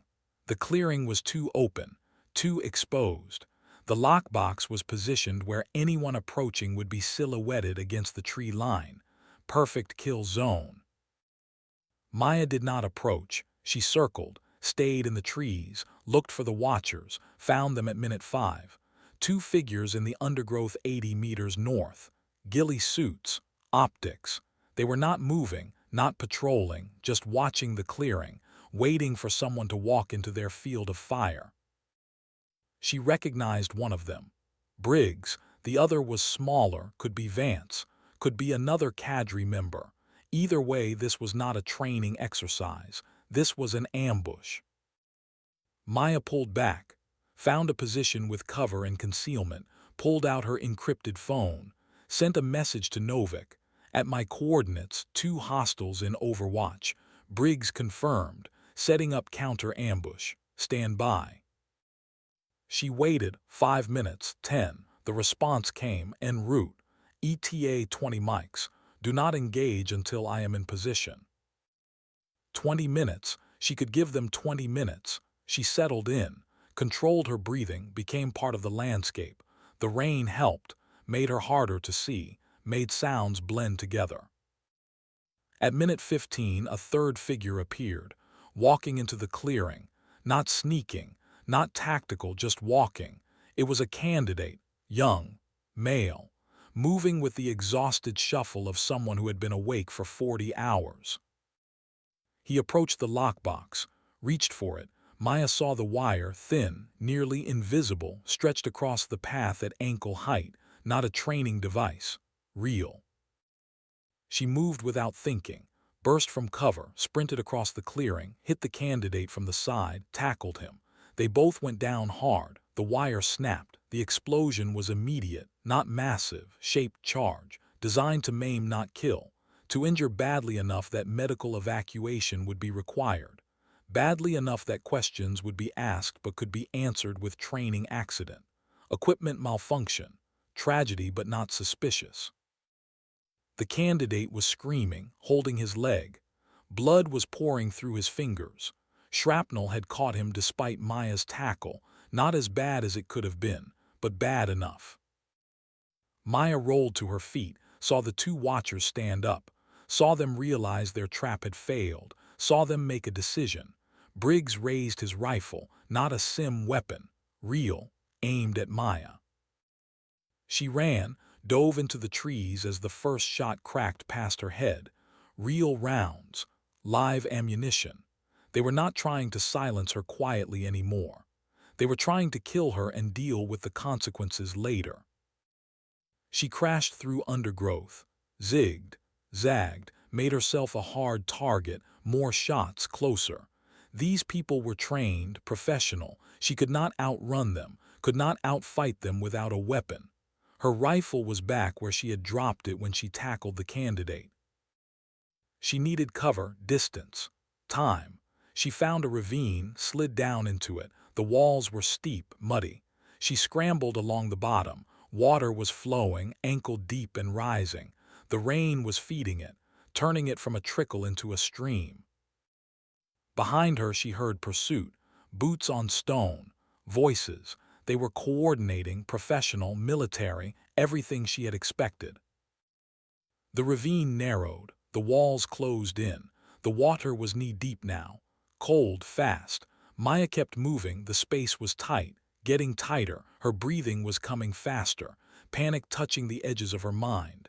Confined space, water, memories of concrete and darkness and her father's voice telling her to count. She forced it down. This was not then. This was now. She had a mission, she had a purpose. She had people counting on her. The ravine ended in a culvert, concrete pipe, 2 feet in diameter, water pouring through it.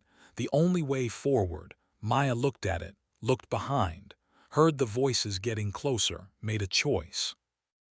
She entered the culvert. The water was waist deep inside. The space was suffocating. Dark, she could not stand, could barely crawl. The current pushed against her, tried to sweep her back. She fought forward, inch by inch, hand over hand. Her head scraped the top of the pipe. Her shoulders wedged against the sides. The panic was real now, full and overwhelming, the memories flooding back. Being 12, trapped in the basement, water rising, father beside her, concrete pressing down, no way out, counting to stay calm, 1, 2, 3, waiting for help, 4, 5, 6, hearing the groan of the building, 7, 8, 9, knowing it was about to collapse completely, 10, 11, 12. Her father had stayed calm, talked her through it, kept her focused, kept her alive until the rescue team arrived. He had been her anchor, her reason to keep breathing when every instinct screamed to panic and thrash and give up. He was gone now, but his voice was still there, in her memory, in her training, in every lesson he had taught her about survival and duty and never quitting even when quitting was the smart choice. She kept moving. The culvert sloped up, the water shallowed, light appeared ahead. She crawled toward it, emerged into another ravine. Larger, the water flowing faster. She pulled herself out of the culvert, collapsed on the bank, gasped for air. Behind her she heard voices at the culvert entrance. "Briggs, he is not coming through there, too small."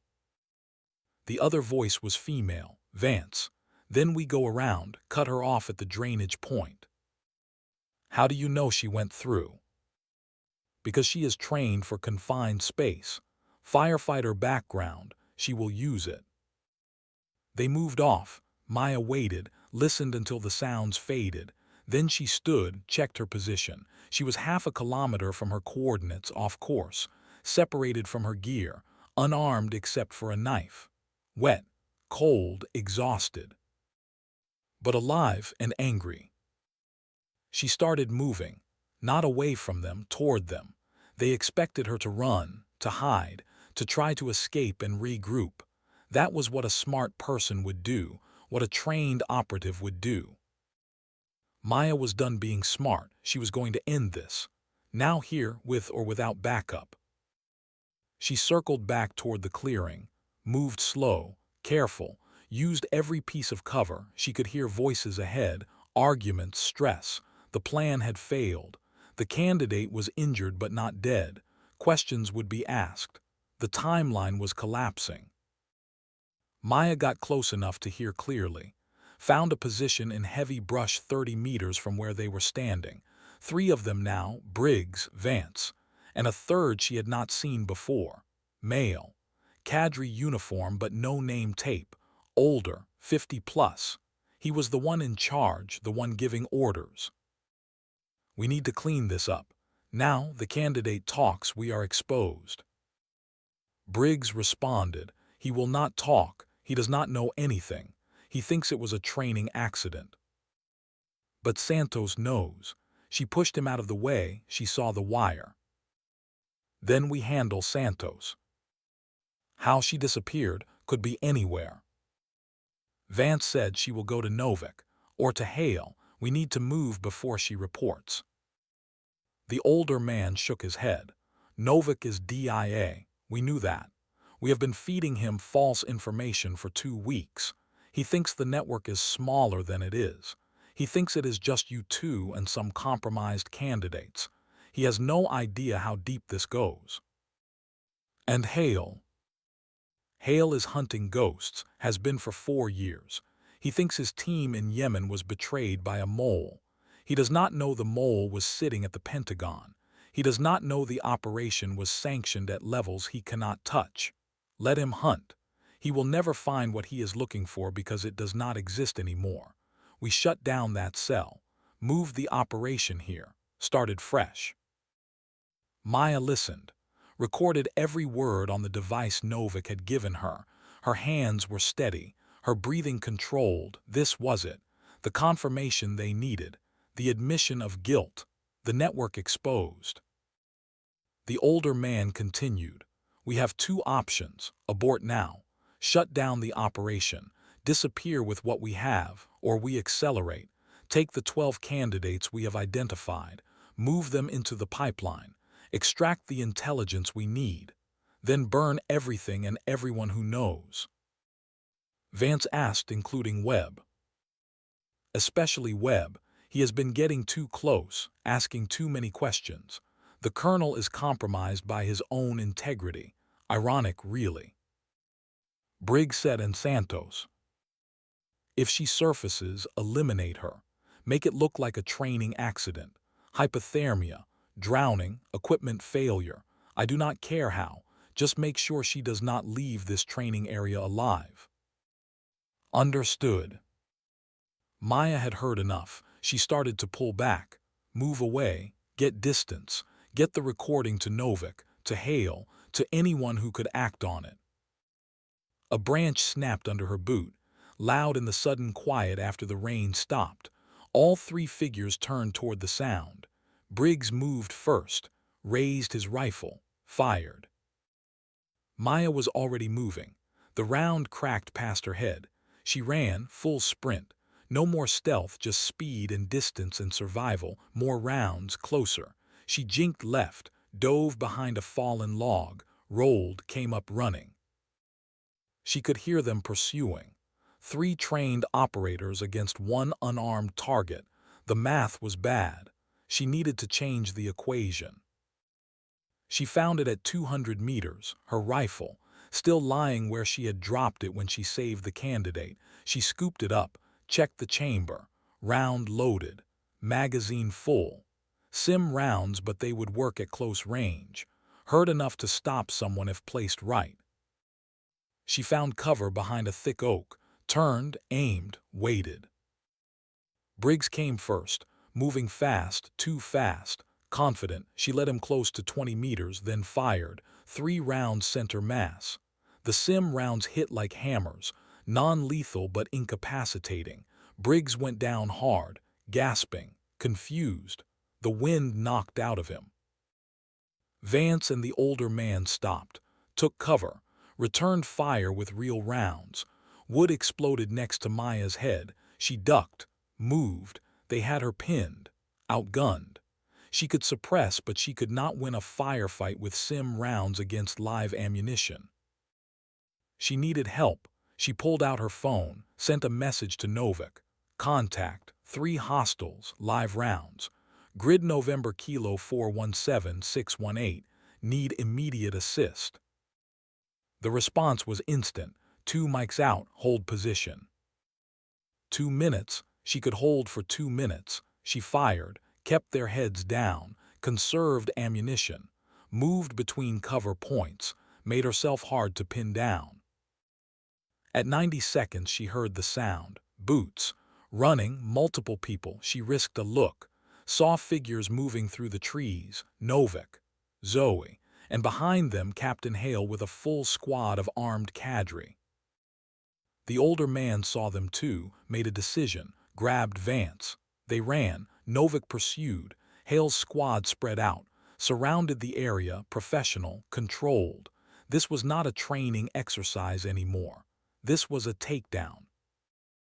Maya stood, walked to where Briggs was lying. He was conscious, breathing hard, looking up at her with something between hatred and respect. She knelt beside him, pulled out the recorder, showed it to him. I got everything. The network, the Pentagon connection, web, all of it. Briggs smiled. It was not a kind smile.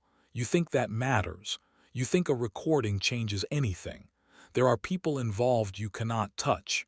People who will bury that evidence and you with it. Maybe, but I am going to try anyway. Because that is what my father would have done. Because someone has to. Your father was a fool, died for nothing, just like you will. Maya stood, looked down at him. My father died saving people. You are going to prison for killing them. I know which one I would choose. She walked away, found Novik. He was on the radio, coordinating, organizing, the professional operator doing his job. He saw her, lowered the radio. You get it. All of it, names, connections, Pentagon involvement, everything. Good, because Hale is going to need it. This is bigger than we thought. How much bigger? Novik looked at her, looked at the woods where Vance and the older man had disappeared, then said, big enough that we might not survive exposing it. Hale approached. His face was carved from stone, unreadable. He looked at Maya, then at Novik, then back at Maya. I need that recording. Maya pulled out the device, handed it to him. Are you going to use it? Hale looked at the device, turned it over in his hands. For 4 years I have been hunting the people who killed my team. For 4 years I have been told I was paranoid, obsessed, chasing shadows. Now you hand me proof that I was right, that the shadows were real, that the system I served was selling the people I was supposed to protect. You ask me if I am going to use it. He looked up, met her eyes. His were hard, angry, but behind the anger was something else. pain, loss, the weight of 4 years carrying the truth that nobody believed. I am going to burn them all down, every last one of them. Even if it costs your career. I do not have a career, I have a mission, same as you, same as your father. Maya felt something shift, a recognition, a understanding Hale knew, had known the whole time about her father, about the cover story, about why she was really here. You knew, she said. Hale nodded. I knew James Reeves, served with him in Afghanistan before Yemen. Good soldier, better man. When he died, I looked into it. Found the same inconsistencies you did. The same lies, but I did not have proof, just suspicions. Just the knowledge that something was wrong and nobody was listening. Why did you not stop me, if you knew I was here under false pretenses? Because I needed someone who cared enough to risk everything. Someone who had skin in the game. Someone who would not quit when it got hard. You were that person. From the moment you walked onto this base, I knew you were going to either get yourself killed or get me the proof I needed. I am glad it was the latter. What happens now? Now we take this evidence to people who can act on it. Inspector General, Senate Armed Services Committee, media if we have to, we force the system to respond. And we accept that there will be consequences. What kind of consequences? For you, probably discharge. You violated orders, operated under false identity, endangered candidates. The Army does not like that even when you are right. For you. Court-martial, maybe. Or maybe they pin medals on me and quietly retire me.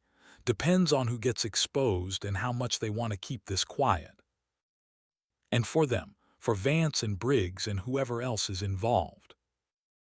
Hale's smile was cold. For them, prison if they are lucky. If they are not, they disappear into federal custody and nobody asks questions. That is how this works. The people at the top get deals. The people in the middle take the fall. Justice is messy. Maya thought about it. Thought about her father. About Morrison. About all the soldiers who had died or been compromised because people chose money over duty.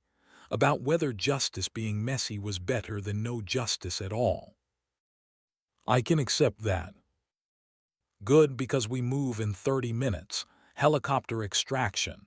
You, me, Novak, and that recording go straight to Fort Meade. NSA facility. Secure. They cannot touch us there. We make copies, we distribute. We make this impossible to bury. What about the Crucible, the other candidates? Hale looked at the woods, at the rain that had started again, at the candidates scattered across 70 square miles who had no idea that the exercise they were completing had just become something else entirely. The Crucible ends now. I am calling it. Medical emergency. Area-wide extraction.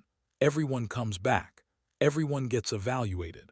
The ones who were compromised get handled quietly. The ones who were clean get their shot at passing when we restart next cycle. They will know something is wrong.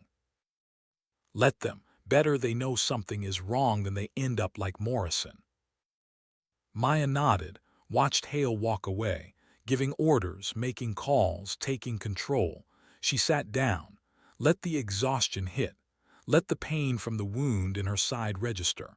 Let the cold and the wet and the 40 hours without sleep catch up. Zoe sat down beside her. You did it. We did it. No, you did it. You pushed when I would have pulled back. You risked when I would have played it safe. Morrison is avenged. Your father is avenged. The network is exposed. That is all you. Maya looked at her. You helped. You found Morrison's phone. You got the evidence to Novak. You trusted me when you had no reason to. I had a reason. You reminded me why I joined. Why any of us join. Not for the paycheck. Not for the benefits. For the idea that we can make things better. That we can protect people who cannot protect themselves. You never lost sight of that. Even when it almost killed you. Maya was quiet for a moment. Then she said, "It is not over. You heard hail. There will be consequences for all of us." I know, but consequences are not the same as regret. I do not regret this. Do you? No. Good, then whatever comes next, we face it together.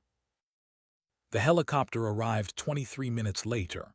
Blackhawk, unmarked, crew in civilian clothes but moving with military precision. Maya, Novik, Hale, and Zoe boarded. The recording was in a sealed evidence bag, triple-wrapped, encrypted, backed up to 3 separate servers, impossible to lose, impossible to bury. The helicopter lifted off. Maya looked down at Fort Bragg, at the training areas where she had spent 40 hours proving herself, at the woods where Morrison had died, at the bunker where her father's legacy had finally found justice. The base grew smaller, then disappeared into clouds. The world below became abstract, distant, a map instead of a place. It was easier that way. Easier to think about what came next when you were not looking at what you were leaving behind. Novik leaned close, spoke over the rotor noise. "Webb is waiting at Meade. He wants to debrief us, all of us, wants to know everything." "What are you going to tell him?" "The truth, that his operation was compromised from the start, that someone at DIA was feeding information to the network, that he sent us into a situation that could have gotten us killed, that if it was not for Santos going off mission, we would still be chasing shadows. He is not going to like that. I do not care what he likes. I care about what is true. And the truth is that the bureaucracy almost got us killed. The system almost buried this. If we play by their rules, nothing changes. So maybe it is time to stop playing by their rules." Maya looked at him. "You sound like someone planning to burn bridges." Novik smiled. "I am planning to burn more than bridges.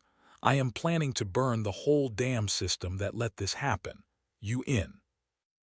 Maya thought about her father, about the 4 years she spent preparing, about the promise she made at his grave, about whether revenge was the same as justice and whether it mattered if the result was the same. "I am in." The helicopter flew through clouds. Rain streaked the windows.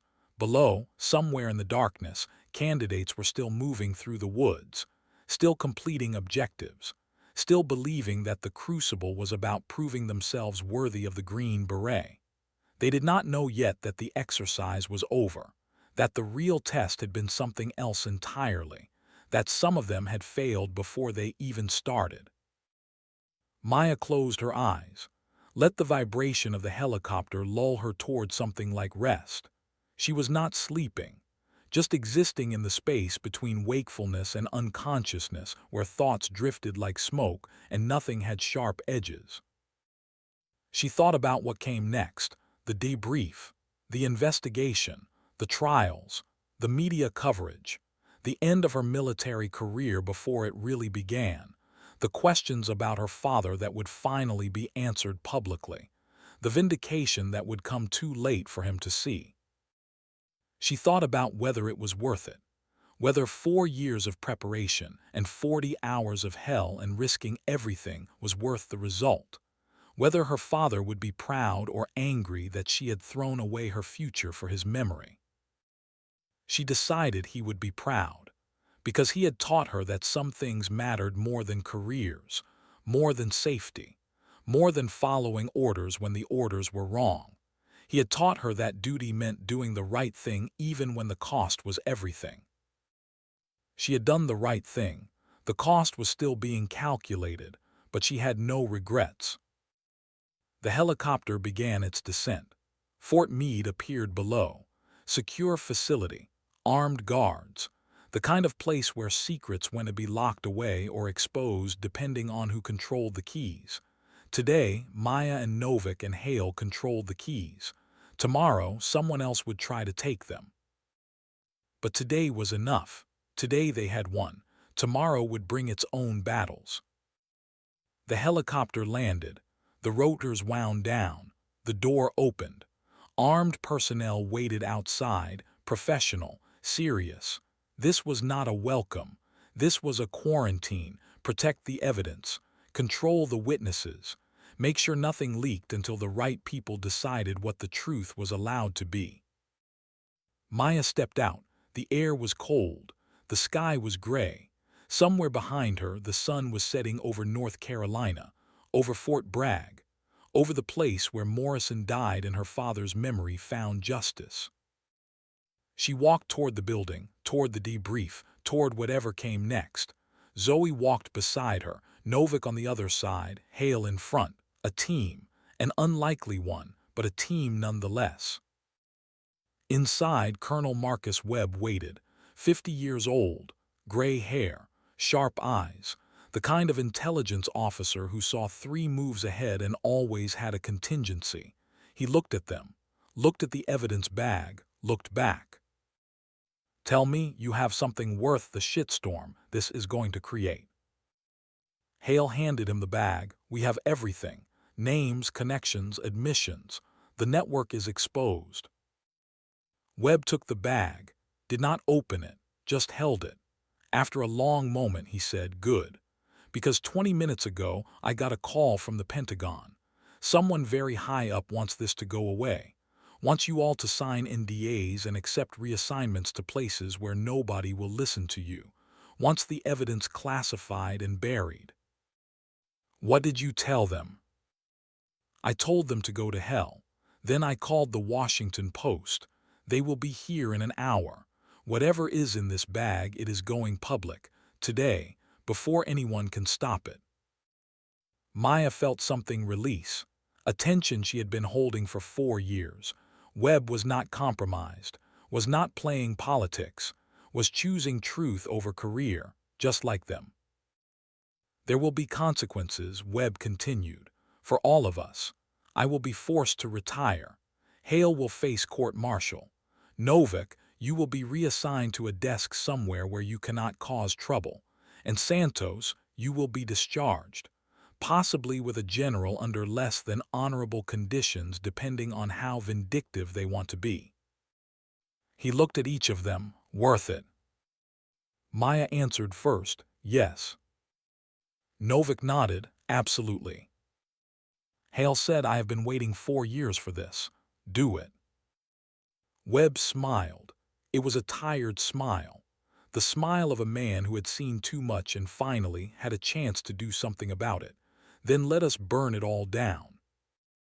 3 hours later, the story broke. Washington Post website. Front page. Headline: Pentagon officials accused of running intelligence trafficking network through Special Forces pipeline. Subheading: Recordings expose years of corruption, candidate exploitation, and cover-ups. By morning, it was everywhere. Cable news, radio, social media, congressional leaders demanding investigations, Pentagon scrambling to respond, arrests being made, people disappearing into federal custody. Maya watched it from a hotel room in Maryland. Webb had put them up there, safe house really, protected until the initial chaos settled. She sat on the bed, remote in hand, flipping through channels, watching her life and her father's death become national news. Zoe sat beside her. How do you feel? Tired. That is not what I meant. I know, I feel like I did what I came here to do. I feel like my father can rest now. I feel like Morrison and everyone else who died because of these people finally got justice. And I feel like I just destroyed my life for it. Would you do it again? Maya thought about it, really thought, then said yes, every time, 1,000 times, because some things matter more than my life. My father taught me that. I am just living what he died for. Zoe was quiet. Then she said, I am glad I met you, even if it cost me everything too. What are you going to do now? I do not know. Webb says I can probably stay in the Navy. Different assignment, different coast, start over, you. Maya turned off the television, stood, walked to the window, looked out at the city. at the lights, at the people moving through their lives with no idea that the system protecting them had almost been completely compromised. I am going to disappear for a while. Let the dust settle. Then I am going to find another way to serve. The uniform is gone, but the mission is not. What mission? Making sure this never happens again. Making sure the next Morrison has someone watching. Making sure the next James Reeves does not die for a lie. That is going to be a long fight. I have time. Zoe stood, walked to the window, stood beside her. Then you are not fighting alone, whatever comes next. Wherever you go, you call me, I will be there.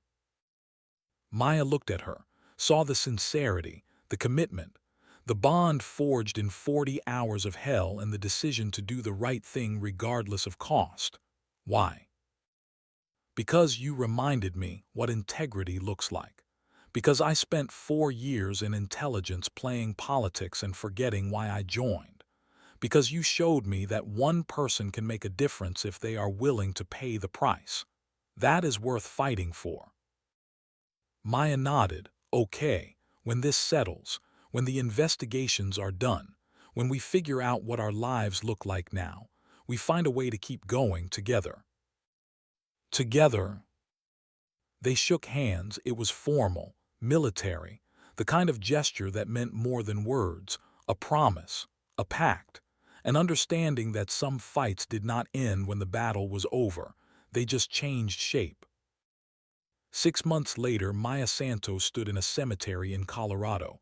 Small, quiet, pine trees and mountains. Her father's grave was in the 3rd row. Simple headstone, name, rank, dates. Nothing about how he died, nothing about the lies. But beside the headstone was something new. A plaque, placed there by the Army after the investigation concluded, after the truth came out, after his record was cleared and his honor restored. The plaque read, Sergeant James Reeves, Army Ranger, died in service to his country and his brothers in arms. Awarded posthumously the Soldier's Medal for extraordinary heroism. His sacrifice revealed corruption and saved countless lives. His legacy lives on in all who serve with honor. Maya knelt, placed her hand on the stone. It was cold, smooth, permanent, like memory, like duty, like the promise she had kept. I did it, Dad. Took longer than I thought, cost more than I expected, but I did it. They know the truth now. Your name is cleared. The people who lied about you are facing justice, and I am still standing, barely, but standing. The wind moved through the pines, carried the scent of snow from the mountains. Winter was coming. The world kept turning. Life continued. Maya stood, looked at the mountains, at the sky, at the vastness of a world that had no idea how close it had come to losing the people who protected it. She thought about her future, uncertain, undefined, no uniform, no rank, no official mission. But she had purpose, she had skills, she had allies, and she had the knowledge that when corruption tried to hide in shadows, there would always be someone willing to shine a light, even if it cost them everything. She walked away from the grave, down the path, past other stones marking other lives, other sacrifices, other stories that would never be fully told. At the cemetery gate, a car waited, Zoe behind the wheel, Novik in the passenger seat, both of them discharged now, both of them rebuilding, both of them committed to the same mission that had brought them together. Zoe rolled down the window. You ready? Maya got in the back seat. Where are we going? Novik turned around, handed her a file. New operation, private sector this time. No bureaucracy, no politics, just mission and execution. Maya opened the file, read the first page, looked up. This is contractor work. This is justice work, the kind the system cannot or will not pursue. We are not soldiers anymore, but we are still operators, still people who know how to find the truth and make it matter. And you think we can do this without official backing. Zoe put the car in gear, pulled out of the parking lot. We just proved we can do this better without official backing. The system is broken, so we work outside it. We find the corruption they miss. We expose the lies they want buried. We protect the people they forget. That is the mission now. Maya looked at the file, looked at her friends, looked at the road ahead, made a decision. Okay, let us see where this goes. The car drove away from the cemetery, away from the past, toward something new, something uncertain, something that mattered. In the rearview mirror, the mountains faded into distance. The grave disappeared from sight, but the promise remained. The mission continued, and Maya Santos, the quiet firefighter's daughter who had never belonged in a uniform, had finally found exactly where she belonged. Not in the system, but fighting for it, not following orders, but following conscience, not seeking glory, but seeking truth. The gray ghost had finished her first mission, but the work was far from over. And as long as there were soldiers being sold and families being lied to and systems failing the people they were supposed to protect, there would be someone watching, someone waiting, someone willing to step out of the shadows and make things right. No matter the cost, no matter the consequences, no matter what. Because some promises could not be broken, some duties could not be abandoned, and some ghosts refused to stay silent. The end of the beginning. I researched real Special Forces selection and DIA ops for months to get Maya's story right. Here's the truth. Soldiers have been compromised by intelligence leaks.